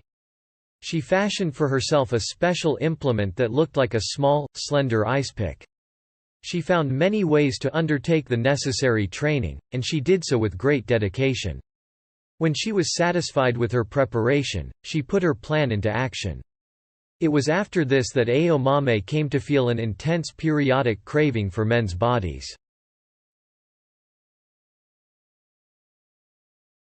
Chapter 14, Tengo. Komatsu and Tengo had arranged to meet in the usual place, the cafe near Shinjuku Station. Komatsu arrived 20 minutes late as always. "You did great. You got permission from Fukaeri's guardian, and you finished rewriting the story. It's an amazing accomplishment." Tengo ignored Komatsu's praise. Did you read the report thing I wrote on Fukaeri's background? It's like we're holding a time bomb. Fukaeri is in no way ordinary. She's not just another pretty 17-year-old. If the novella makes a big splash, the media are going to pounce on this and reveal all kinds of tasty facts. It'll be terrible. True, it could be a real Pandora's box. So should we cancel the plan? Yes, it'll be too big a deal, and too dangerous. It's not that easy. Your Air Chrysalis rewrite has already gone out to the printers. As soon as it's printed, it'll go to the editor-in-chief and the head of publications and the 4 members of the selection committee. It's too late to cancel it. All we can do now is make up our minds to keep going. I'll think about what to do next. You don't have to think about anything, Tengo. Even if Air Chrysalis takes the prize, we'll keep Fukaeri under wraps. She'll be the enigmatic girl writer who doesn't want to appear in public. And I'll be her spokesman. Don't worry. I don't doubt your abilities, but Fukaeri is no ordinary girl. She's not the type to shut up and do as she's told. Don't worry. You did your job. Now it's my turn. You can go back to the bench and take it easy, just watch the game unfold. Tengo often wondered if the young man sucking on his mother's breasts in his vision might be his biological father. This was because Tengo in no way resembled the man who was supposed to be his father. Tengo was a tall, strapping man with a broad forehead, narrow nose, and tightly bald ears. His father was short and had a narrow forehead, flat nose, and pointed ears like a horse's. My real father must be somewhere else. This was the conclusion that Tengo reached in boyhood. Such a possibility was both a nightmare and a great hope. When he was in the 5th grade, after much careful thinking, Tengo declared that he wanted to stop making the rounds with his father on Sundays to collect the NHK subscription fees. He wanted to live a normal life like everybody else. His father, of course, blew up. If he couldn't listen to his father couldn't go on feeding him anymore. Tengo should get the hell out. Tengo did as he was told. He packed a bag and left home. He had made up his mind. No matter how angry his father got, no matter how much he screamed and shouted, Tengo was not going to be afraid, even if his father raised a hand to him. But still, there was no way a 10-year-old boy could live on his own. He confessed his predicament to his teacher and said he had no place to spend the night. He also explained to her what an emotional burden it had been for him to make the rounds with his father on Sundays collecting NHK subscription fees. The teacher was a single woman in her mid-30s. She heard Tengo out with understanding and sympathy, and she took him to his father's place for a long talk. Tengo was told to leave the room, so he was not sure what they said to each other. But finally his father had to sheathe his sword. However extreme his anger might be, he could not leave a 10-year-old boy to wander the streets alone. As a result of the teacher's talk with his father, Tengo was free to spend Sundays as he pleased. He had taken his first step toward freedom and independence. Chapter 15, Aomame. Home from the club, she was preparing dinner when the phone rang. It was Ayumi. Hi there, Aomame. Are you free the day after tomorrow? At night, I mean. I'm free, but I'm not ready for another night like the last one. I need a break. Me, too. I was just thinking I haven't seen you for a while. I'd like to get together and talk, that's all. Let's go have a fancy meal together. I haven't done something like that for a long time. Really? I'm thrilled. You said the day after tomorrow is good for you. Right. I'm off duty the day after that. Do you know a nice place? Aomame mentioned a certain French restaurant in the Nagasaka neighborhood. Don't worry, the owner chef is a member of my gym. I'm his personal trainer, and I kind of advise him on his menu's nutritional values. Ayumi seemed a little anxious at first at her new restaurant, but each sip of wine relaxed her. Tell me, have you ever had a lover? I mean, someone you were seriously involved with? Never. Not even once? Not even once. To tell you the truth, I was a virgin until I turned 26. Ayumi was at a loss for words. A beautiful woman like you? I can't believe it. I just wasn't interested. Not interested in men? I did have one person I fell in love with. It happened when I was 10. I held his hand. You fell in love with a boy when you were 10? That's all? That's all. So, where is the boy now? What's he doing? I don't know. All I know is that, if he's still alive, he should be 29 years old now. He'll probably turn 30 this fall. Are you telling me you never thought about trying to find out where he is or what he's doing? It wouldn't be that hard, you know. I never felt like taking the initiative to find out. That's so strange. If it were me, I'd do everything I could to locate him. If you love him that much, you should track him down and tell him so to his face. I don't want to do that. What I want is for the two of us to meet somewhere by chance one day, like passing on the street, or getting on the same bus. Destiny. A chance encounter. That's when I'll open up to him. The only one I've ever loved in this life is you. How romantic. They ate dessert, drank espresso, and split the bill. Then they dropped into a neighborhood bar for cocktails. Oh, look at him over there. He's your type, isn't he? He may be, but we're not having anything to do with men today. And besides, this is a classy bar. I know. I just wanted to see what you'd say. We'll do that next time. Does that mean you'll go with me next time? Searching for men, I mean. For sure. Let's do it. Great. Something tells me that together, we can do anything. Aomame took the subway back to her apartment in Jiyugaoka, arriving just before 11. She stepped out onto her small balcony and sat in an aluminum chair, looking at the neighborhood stretched out below.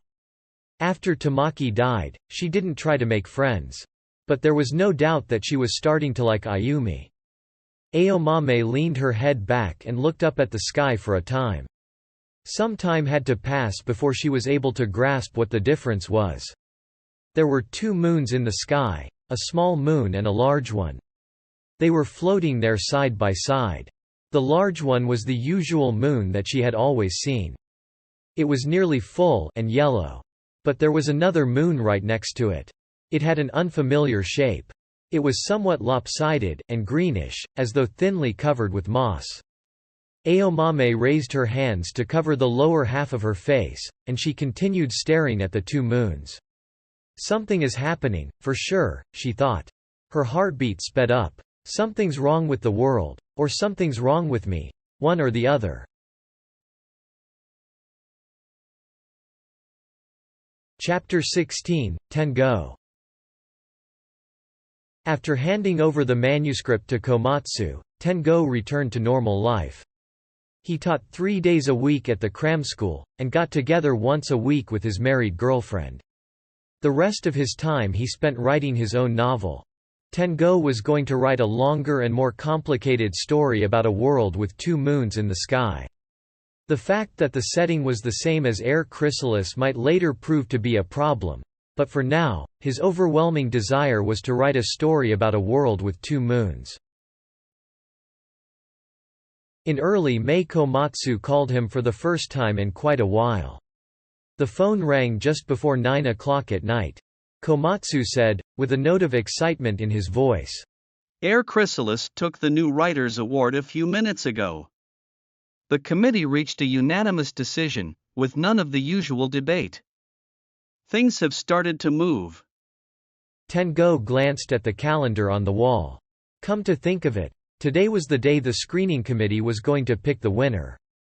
So what happens now? In terms of the prize schedule, I mean. Tomorrow the newspapers announce it with a photo of a beautiful 17-year-old girl. That alone will cause a sensation. Then comes the award ceremony on May 16 in a Shinbashi hotel.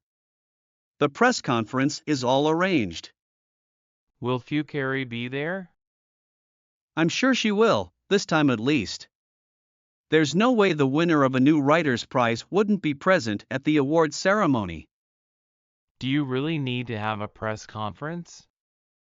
We'll have to, at least once, to keep up appearances. It's bound to be a disaster. Which is why it's your job, Tengo, to make sure it doesn't turn into a disaster. What does that mean? You have to drill Fukari on how a press conference works and how to deal with it. Pretty much the same sorts of questions come up every time, so you should prepare answers for questions they're likely to ask, and have her memorize them word for word. You teach at a cram school. You must know how to do stuff like that. You want me to do it? Of course. She trusts you, for some reason. She'll listen to you. There's no way I can do it. She hasn't even agreed to meet me. Yes, but aren't you the one who told me all I had to do was rewrite Air Chrysalis, that you'd take care of everything else after that? If it's something I can do, I'm happy to do it myself. I don't like asking people for things. But I can't do it, so I'm asking you like this. Okay, I'll do my best. But I can't promise it's going to work. I'll owe you big for this. And there's one more thing. You and I have to set up a new company. A company? The company will handle Fukaeri's literary activities. A paper company, of course. Officially, Fukaeri will be paid by the company. Professor Ebisuno will be its representative and you'll be a company employee. Can you please just drop me from your plan? I don't need to be paid. I'll do my best to prepare her for the press conference. But that's all. You can't turn back now, Tengo. This is not child's play. It's too late to start saying you don't want to have anything to do with it, that it's too dangerous, that you don't need money. If you were going to get out of the boat, you should have done it before, while the stream was still gentle. You can't do it now. You're right in the thick of what's happening now. I do have one question, though. Judging from what you're saying, Professor Ebisuno intends to give his full approval to the plan. It sounds as if he's already agreed to set up the fake company and act as a representative. As Fukaeri's guardian, the professor understands and approves of the entire situation and has given us the green light. I called him as soon as you told me about your talk with him. Why would he let himself get involved in such a risky plan? Does he have something to gain from it? I don't know any better than you do. He's a hard one to read. How much does Fukaeri know about the plan? She doesn't know and doesn't need to know anything about the behind-the-scenes stuff. She trusts Professor Ebisuno and she likes you. That's why I'm asking you for more help. Tengo pressed his fingertips against his temples. I'll meet Fukaeri at the usual cafe in Shinjuku at 6 o'clock the day after tomorrow, and we'll prepare for the press conference. That's what you want me to do, right? Tengo met Fukaeri at the Shinjuku cafe in the evening 2 days later. The male customers kept glancing in her direction. Tengo could feel their gazes. Fukaeri herself, though, seemed totally unaware of them. When this girl was announced as the winner of a literary magazine's New Writers' Prize, it would almost certainly cause a commotion. Fukaeri had already received word that she had won the prize, but she seemed neither pleased nor excited by it. You do know what a press conference is, don't you? A bunch of newspaper and magazine reporters ask the questions, you give the answers. What kind of questions? All kinds of questions. It might be a good idea to prepare answers now for those kinds of questions. You think so? Tengo took a piece of paper from his briefcase and unfolded it on the table. It contained a list of questions that were likely to come up at the press conference. I'll ask a question, and you answer me as if I'm a newspaper reporter, okay? But after asking her a few questions, Tengo realized that such a rehearsal was unnecessary. Her answers were honest and no one was likely to be able to grasp her precise meaning. That was exactly what Tengo wanted. Okay, let's stop. You'll be fine answering them any way you like. You can do it. Tengo said, returning the list to his briefcase. That's good. Fukaeri said with apparent relief. But please don't tell anyone that I rewrote Air Chrysalis. You understand that, don't you? Fukaeri nodded twice. I wrote it by myself. Did you read my rewritten Air Chrysalis? Azumi read it to me. How did you like it? You're a good writer. It's like I wrote it. I'm glad to hear that. It is most important to me that you like it.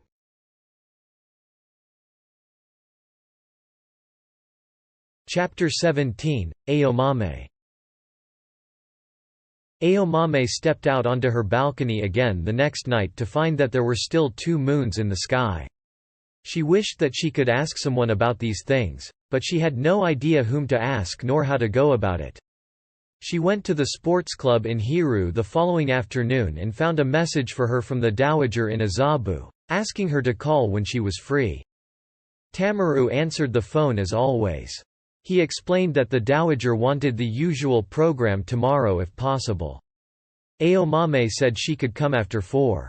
Before she could hang up, Aomame asked him if he had seen the moon lately. The moon? I can't say I recall consciously looking at it recently. Is something going on with the moon? Nothing special. All right, see you after 4 tomorrow. Tamaru hesitated a moment before hanging up. Tamaru met her at the front door as always. I saw the moon last night. Oh, really? Thanks to you, I started wondering about it. I hadn't stopped and looked at the moon in quite a while. It's nice. Very calming. Is something up with the moon? Not at all. It's just that, I don't know, I've been concerned about the moon lately. For no reason at all? Nothing in particular. Tamaru nodded in silence and led Aomame to the sunroom.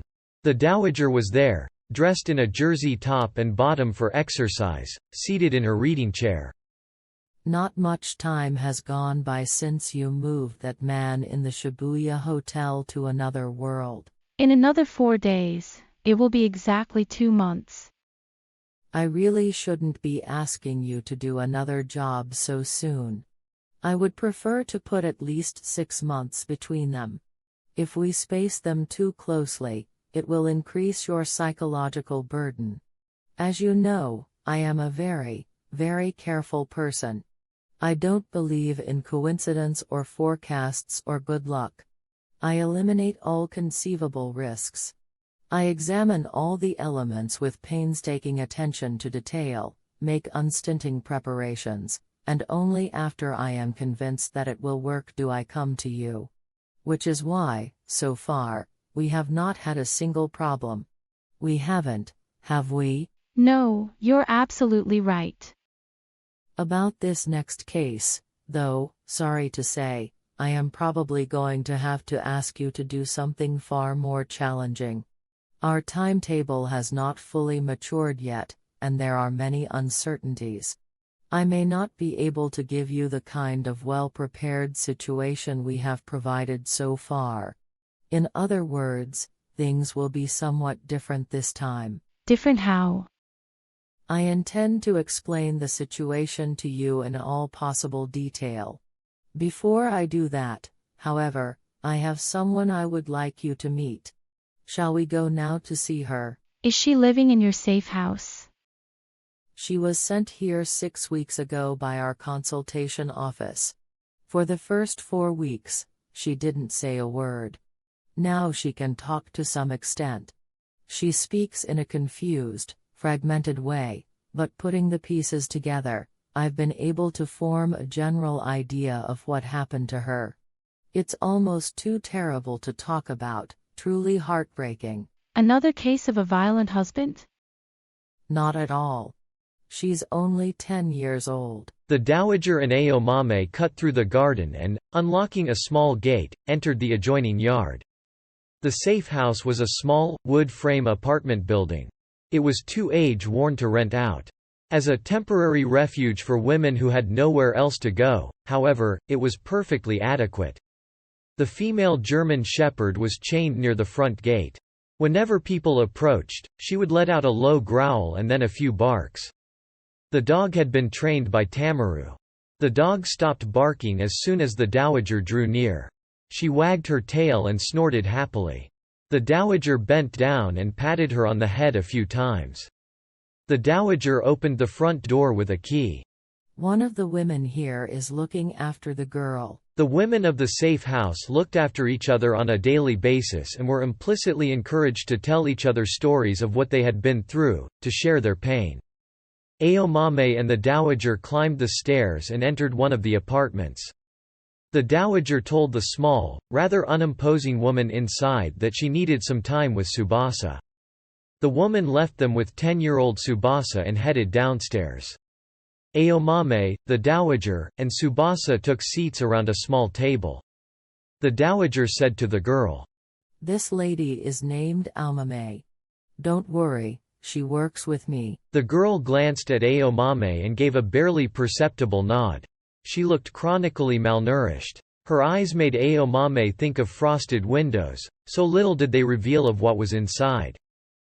Tsubasa's eggs will never be fertilized. I asked a doctor I know to examine her last week. Her uterus has been destroyed. Destroyed. Yes, destroyed. Not even surgery can restore it to its original condition. But who would do such a thing? I'm still not sure. Then the girl said, The little people.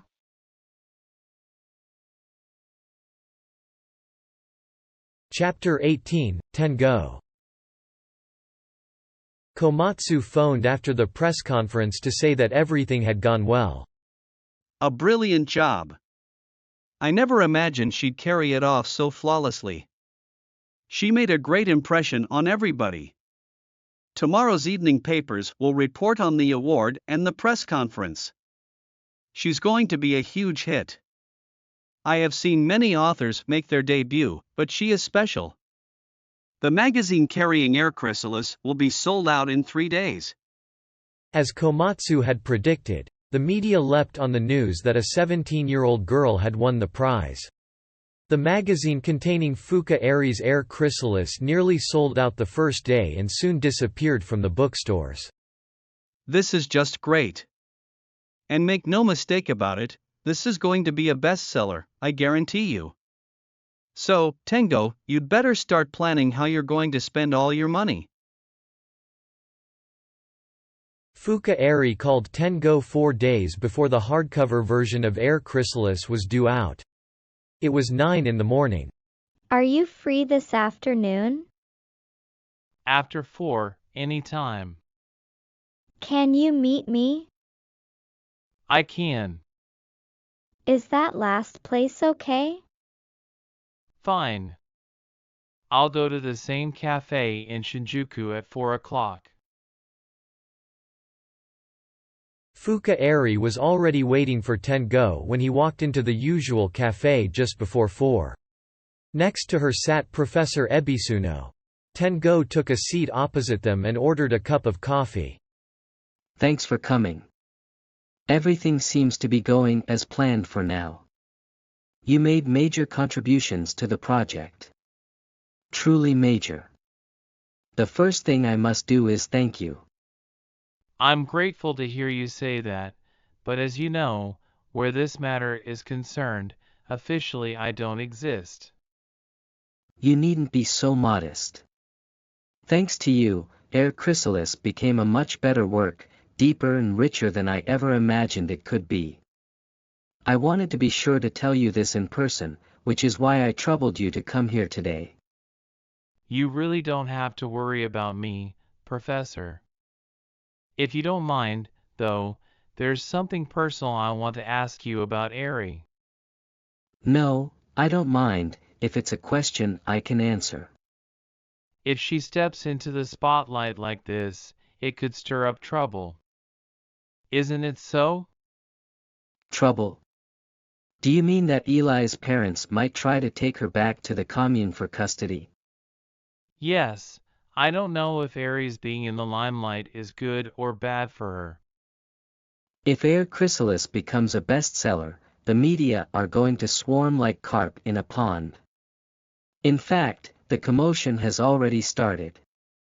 After the press conference, requests for interviews started pouring in from magazines and TV. What I am hoping is that I can spread bait to guide the attention of the media toward Eri's parents. Where are they now, and what are they doing? In other words, I want the media to do for me what the police can't or won't do. I'm also thinking that, if it works well, we might even be able to exploit the flow of events to rescue the two of them. In any case, I can't just leave them unaccounted for like this. So you are using Eri as bait to try to lure a big tiger out of the underbrush. A heavy silence followed, in the midst of which Fuka Eri spoke up. It's because the little people came. Tengo looked at her seated beside the professor. As always, her face lacked anything that might be called an expression. Are you saying that something changed in Sakigake because the little people came? Tengo asked Fuka Eri. She said nothing in reply. I don't know what the little people are supposed to mean, and Eri either can't or won't explain in words what the little people are. It does seem certain, however, that the little people played some role in the sudden drastic change of Sakigake from an agricultural commune to a religious organization. It may be that if we are ever to learn what happened to Fukada and his wife or what happened to Eri, we will first have to find out what the little people are. Either way, that doesn't change the fact that Eri is being used for bait. If I may borrow your unsettling figure of speech, all of us may be functioning as bait, not just Eri. You included. All I had to do, supposedly, was rewrite Air Chrysalis. I was just going to be a hired hand, a technician.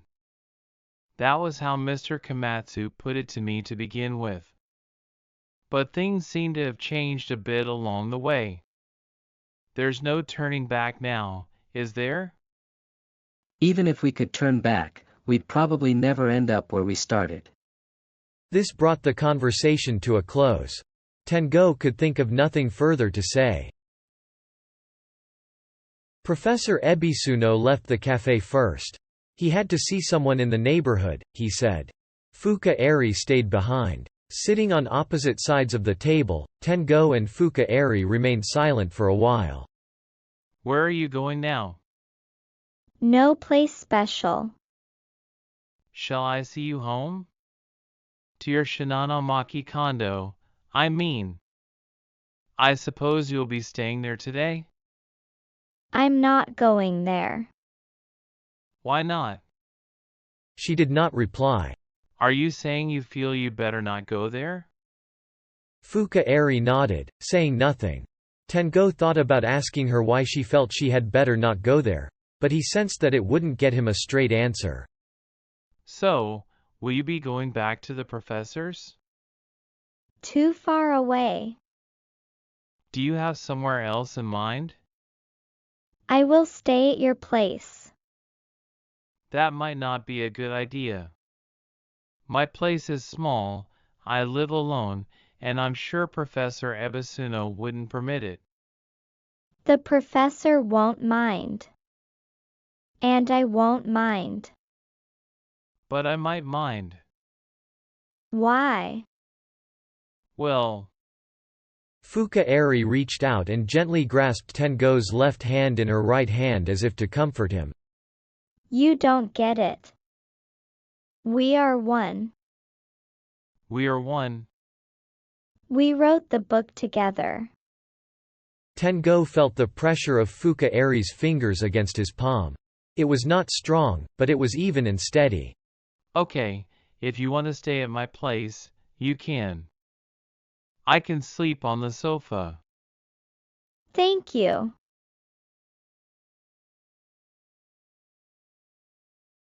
Chapter 19, Aomame. The little people. Tell us, who are these little people? Aomame asked, peering at the girl. But Tsubasa's mouth clamped shut again. She has mentioned those words several times before. I don't know what that means. Could these little people have been the ones who injured her? I don't know. But whatever they are, the little people undoubtedly carry great significance for her. The girl sat utterly still, her opaque eyes staring at a fixed point in space. What in the world could have happened to her? There is observable evidence of rape. Repeated rape. Terrible lacerations on the outer lips of her vagina, and injury to the uterus. An engorged adult male sex organ penetrated her small uterus, which is still not fully mature, largely destroying the area where a fertilized egg would become implanted. The doctor thinks she will probably never be able to become pregnant. Where are her parents? We know where her parents are. But they are the ones who allowed this terrible thing to happen. They are the ones she ran away from. You're saying that the parents approved of having their own daughter raped? They not only approved of it, they encouraged it. As you see, the child herself can hardly speak. If we handed her over to the police, she might just be sent back to her parents. There is no place else for her to go, and they do have parental rights. Aomame nodded. I am going to raise her myself. I will not send her anywhere. I don't care who comes for her. I will not give her up. Aomame sat for a while, looking back and forth between the dowager and the girl. So, then, can we identify the man who committed such sexual violence against this child? Was it one man? We can identify him. He is a leader of a special group that shares a sick and narrow spirit. This girl's parents were under his influence. And they still are.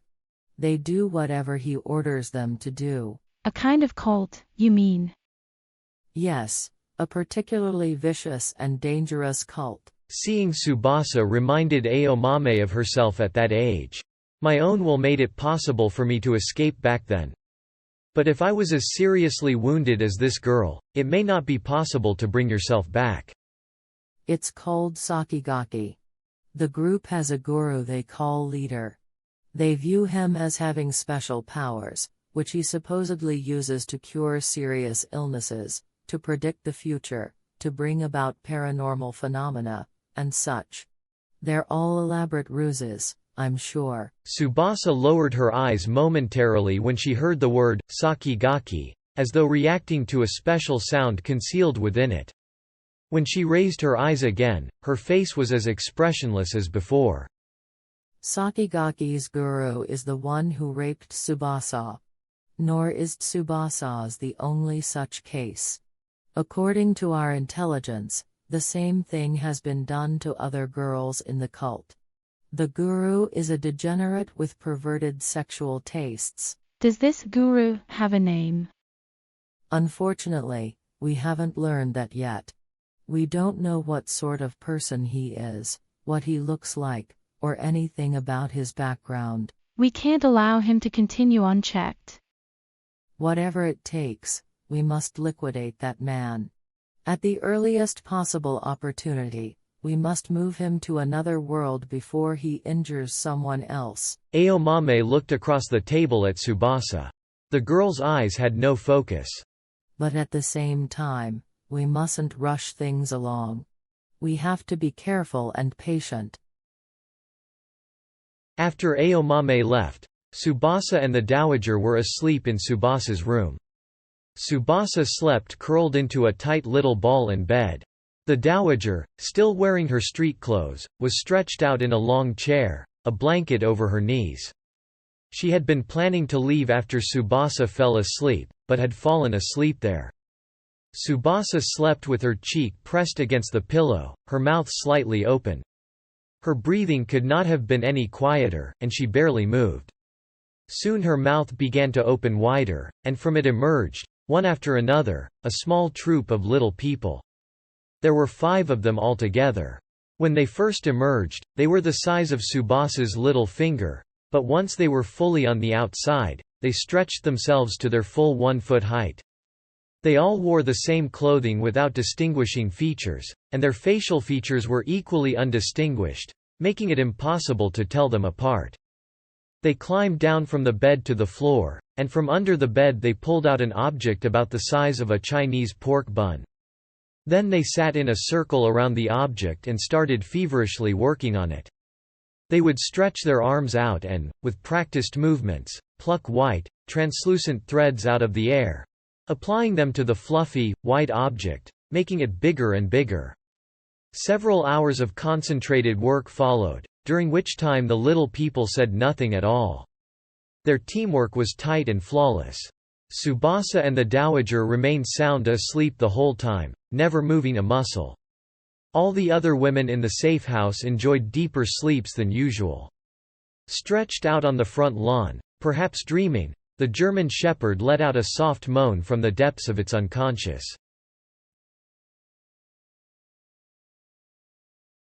Chapter 20, Tengo. Tengo couldn't sleep. Fuka Eri was in his bed, wearing his pajamas, sound asleep.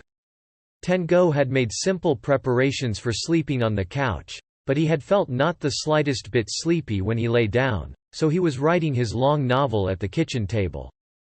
Fuka Eri woke up just after 2 o'clock in the morning. Dressed in his pajamas, she opened the bedroom door and came out to the kitchen. She drank a big glass of water and, rubbing her eyes, sat down at the kitchen table across from Tengo. Am I in your way? Not especially. I don't mind. Mind if I stay up with you a while? That's fine. I'm not sleepy either. Hungry? I can make you a sandwich or something else simple if you'd like. I'd rather have you read me what you wrote. I make it a policy not to show people manuscripts until they're finished and revised. So read me a book. Tengo went to his bookcase and scanned the spines of his books. Choosing a book to read to Fuka Eri took Tengo a long time. He was not used to reading aloud, and had almost no clue which might be best for that. After a good deal of indecision, he pulled out Anton Chekhov's Sakhalin Island, which he had just finished reading the week before.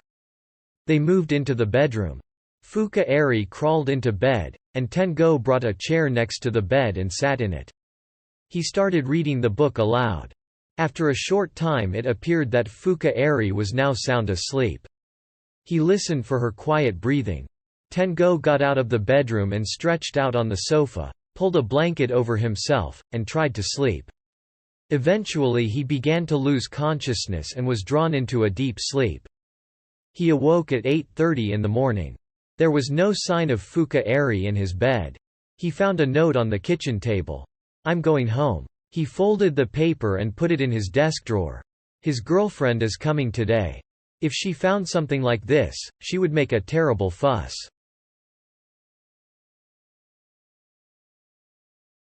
Chapter 21, Aomame.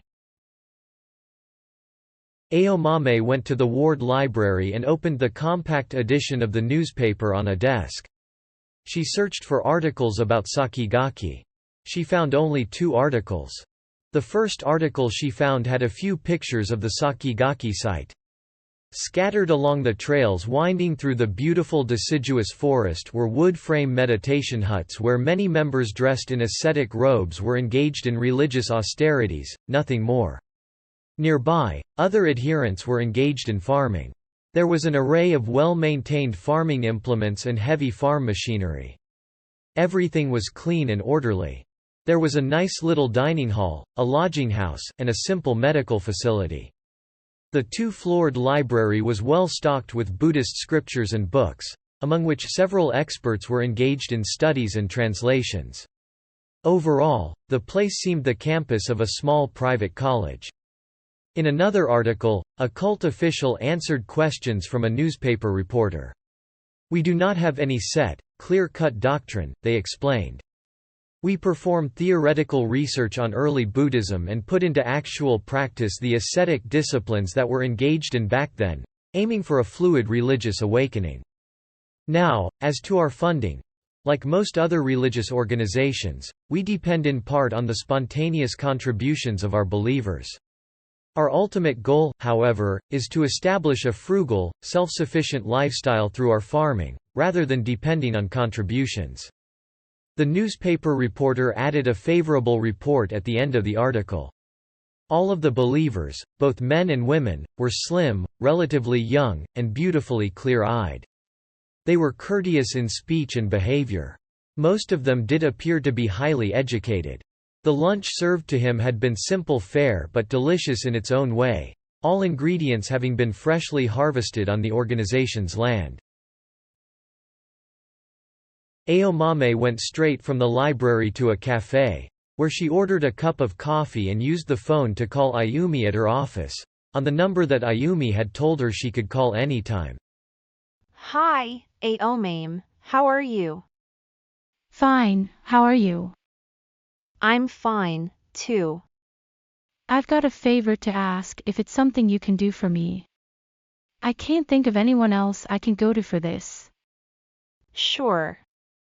I don't know if I can help or not, but give it a try. Do you know of a religious group called Sakigake? It's headquartered in Yamanashi Prefecture, in the hills. Sakigake? Ayumi took some 10 seconds to search her memory. I think I know it. It's a kind of religious commune, isn't it, so? I'd like to know if Sakigake was involved in any kind of incident. But I don't know how to go about looking into such things. I figured the police probably had some way of finding out. If I wanted to find out about something like that, I'd probably have to ask the Yamanashi Prefectural Police to send copies of the related materials in the mail. And for that I'd first have to fill out a materials request form and get my boss's okay. Aomame said with a sigh. I see. So that's out. But why do you want to know something like that? Is some friend of yours mixed up in some kind of case connected to Sakigake? Close. It involves rape. I can't go into detail yet, but it's about the rape of young girls. I've been informed that they're systematically raping them in there under cover of religion. The rape of young girls, huh? We can't let that happen. What do you mean by young? Maybe 10, or even younger. Girls who haven't had their first period, at least. Ayumi went silent for a while. I see what you mean. I'll think of something. Can you give me 2 or 3 days? Sure. Just let me know. A phone call came from Ayumi 3 nights later. All of a sudden I remembered that my police academy classmates is on the Yamanashi Prefectural Police Force. So I called him in Yamanashi and explained the situation. Oh, wonderful. Well, I had a long talk with him and got all kinds of information about Sakigake. I'll just tell you the stuff that wasn't, the parts that aren't known to the public, okay? That's fine. First of all, Sakigake has had a number of legal problems, civil suits, mostly concerning land deals. They started some trouble with landowners and local governments. Up to now, though, it's all been civil actions, so the police haven't had to get involved. But they might be involved with organized crime or politicians. So Sakigake is not as clean as it looks where economic activity is concerned. I also discovered another fact of some concern, something you might be interested in. There are a fair number of believers' children in the compound. They generally attend the local public elementary school, but most of them drop out before long. The school insists that the children follow the standard education program, but the organization won't cooperate.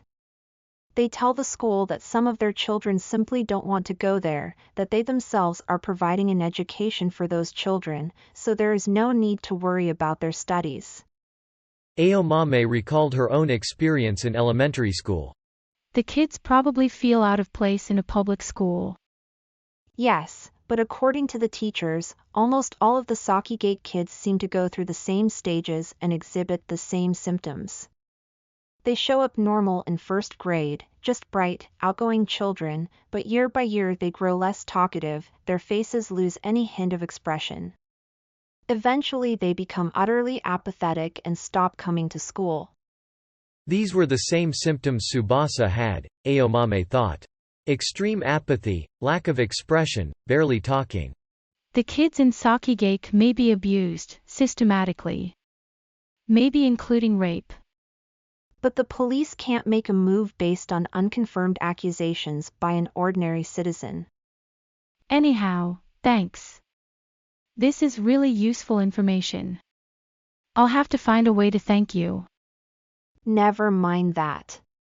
Let's just have another night out in Roppongi sometime soon and forget about our problems. Sounds good to me. By the way, are you at all interested in playing with handcuffs? Probably not. No? Too bad. Ayumi said, sounding genuinely disappointed. Chapter 22, Tengo. Fuka Eri's Air Chrysalis placed on the bestseller lists the second week after it went on sale, rising to number 1 on the fiction list in the third week. Komatsu had sent 2 copies of the book to Tengo a few days after it went on sale, but he shoved the 2 volumes into the back of his bookcase. Komatsu called Tengo a few days after Air Chrysalis topped the bestseller list for the second week in a row. The phone rang after 11 o'clock at night. I just wanted to let you know that Air Chrysalis is selling well. That's great. So tell me, what's the bad news? How do you know there's bad news? Look what time you're phoning me. There has to be some bad news. True. Unfortunately, you're right, I do have a piece of unpleasant news. It is about Fuka Eri. And it's not good. She's been missing for a while. A while? Since when? 3 days ago, on Wednesday morning, she left her house in Okodama for Tokyo. Professor Ebisuno saw her off. She didn't say where she was going. They haven't heard from her since. I thought she might have contacted you. I haven't heard a thing. She's an odd girl. She might have just gone off somewhere by herself without telling anybody. No, I don't think so. She may not look it, but Fuka Eri is a very conscientious person. She's always very clear about her whereabouts, always phoning to say where she is or where she's going and when. That's what Professor Ebisuno tells me. For her to be out of touch for 3 full days is not at all usual for her. Something bad might have happened. Something bad. The professor and his daughter are both very worried. In any case, if she stays missing like this, it'll put you in a difficult position, I'm sure. True, especially if the police get involved. The media will go crazy over that one. What does Professor Ebisuno say? He's going to file a search request with the police, maybe as soon as tomorrow. Tengo thought that Professor Ebisuno was GPing to cause a sensation using Fuka Eri as bait. Exploit it to clarify the relationship of Sakigake to Fuka Eri's parents, and learn the couple's whereabouts. But won't Air Chrysalis just sell all the more if Fuka Eri's disappearance becomes news? It's selling enough already. We don't need any more publicity. The only thing a scandal will net us is trouble. What we ought to be thinking about is a nice, quiet spot to land in. After Komatsu hung up, Tengo could not sleep for a long time. The next morning Tengo dialed the number he was given to call Professor Ebisuno's house, but the call did not go through. All he got was the recorded message, "The number you have dialed is not presently in service. Please check the number and dial again." He spent day after day feeling uneasy and muddled. He began losing his appetite. He would wake up at odd times in the middle of the night, unable to get back to sleep. Then he would think about Fuka Eri. Where was she now? What was she doing? Whom was she with? What was happening to her? He imagined a variety of situations, all of them, with minor variations, deeply pessimistic. It was on the Thursday of the 6th week after Air Chrysalis became a permanent fixture on the bestseller list that Fuka Eri finally got in touch with him. Chapter 23, Aomame. Aomame and Ayumi held several sex feasts afterward. They were a well-matched pair. But when they tried to hold a nice little sex feast near the end of June, they could not find suitable men. It doesn't look good today. It was already 10:30. Maybe we should give up. I've never seen such a dead Friday night. Say, let's have a bite to eat before we go home. The two were sharing a light meal and a bottle of Chianti at a small, late-night Italian restaurant in Ikura, a quiet neighborhood. 2 days later, a little after 8 o'clock at night, a call came from Tamaru. Are you free tomorrow afternoon? I don't have a thing in the afternoon. I can come over whenever you need me. How about 4:30? Aomame said that would be fine. By the way, how is Tsubasa doing? She's doing well, I think. Madam is going there every day to look after her. The girl seems to be growing fond of her. That's good news. Yes, it is good news, but something else happened that is not so good. Something not so good. The dog died. The dog? You mean the German Shepherd? Yes. She died last night. She was perfectly healthy the last time I saw her. She didn't die from illness. I found her this morning in pieces. In pieces? As if she had exploded. Her guts were splattered all over the place. It was as if somebody had set off a small but powerful bomb inside her stomach. The poor dog. Oh, well, there's nothing to be done about the dog. I can find another guard dog to take her place. What worries me, though, is what happened. This was not an easy thing to carry off. That's for sure. The women in the safe house are scared to death. I asked if anything suspicious happened during the night. Not a thing, they said. Nobody heard an explosion. And nobody heard the dog bark. Something weird is happening. That's for sure. Something weird is happening. And if what I'm feeling is right, this is just the beginning of something. What does Madam say? Nothing. She just nodded when I gave her my report. All security measures are my responsibility, from beginning to end. It's my job.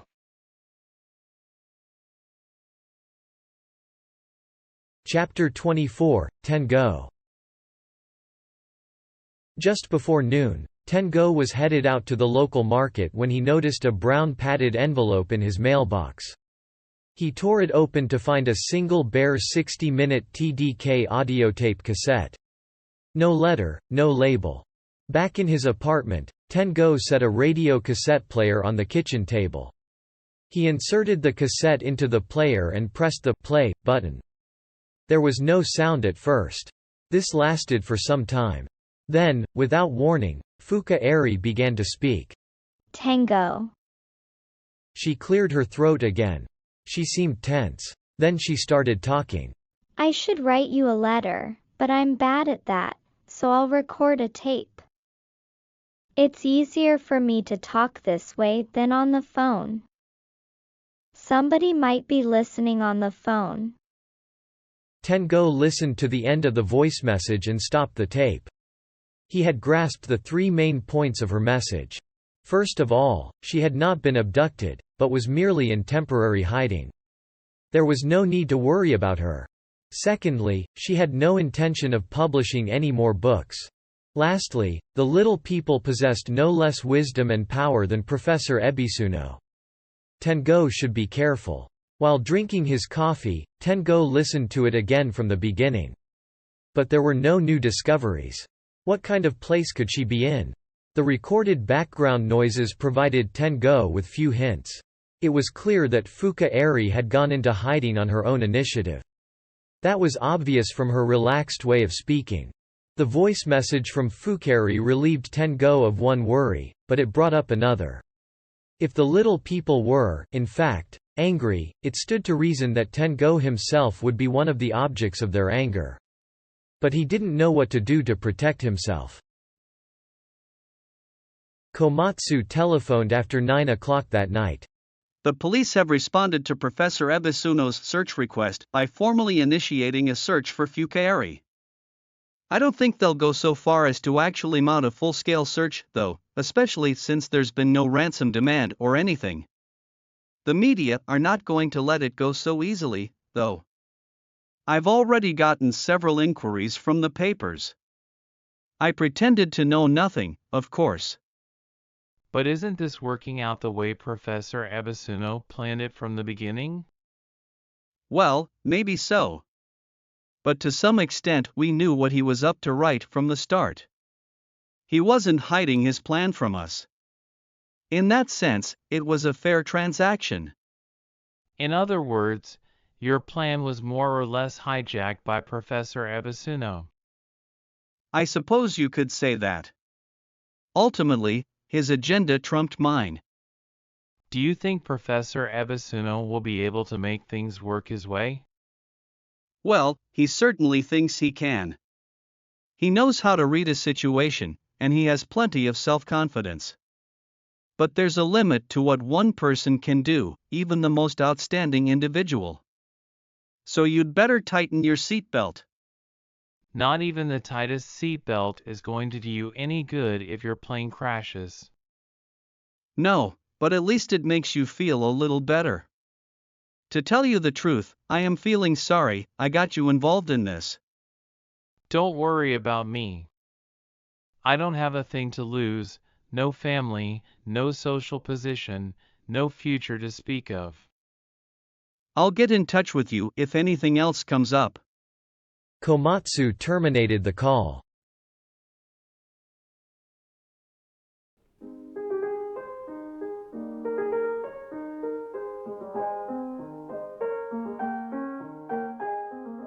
That's it for this video.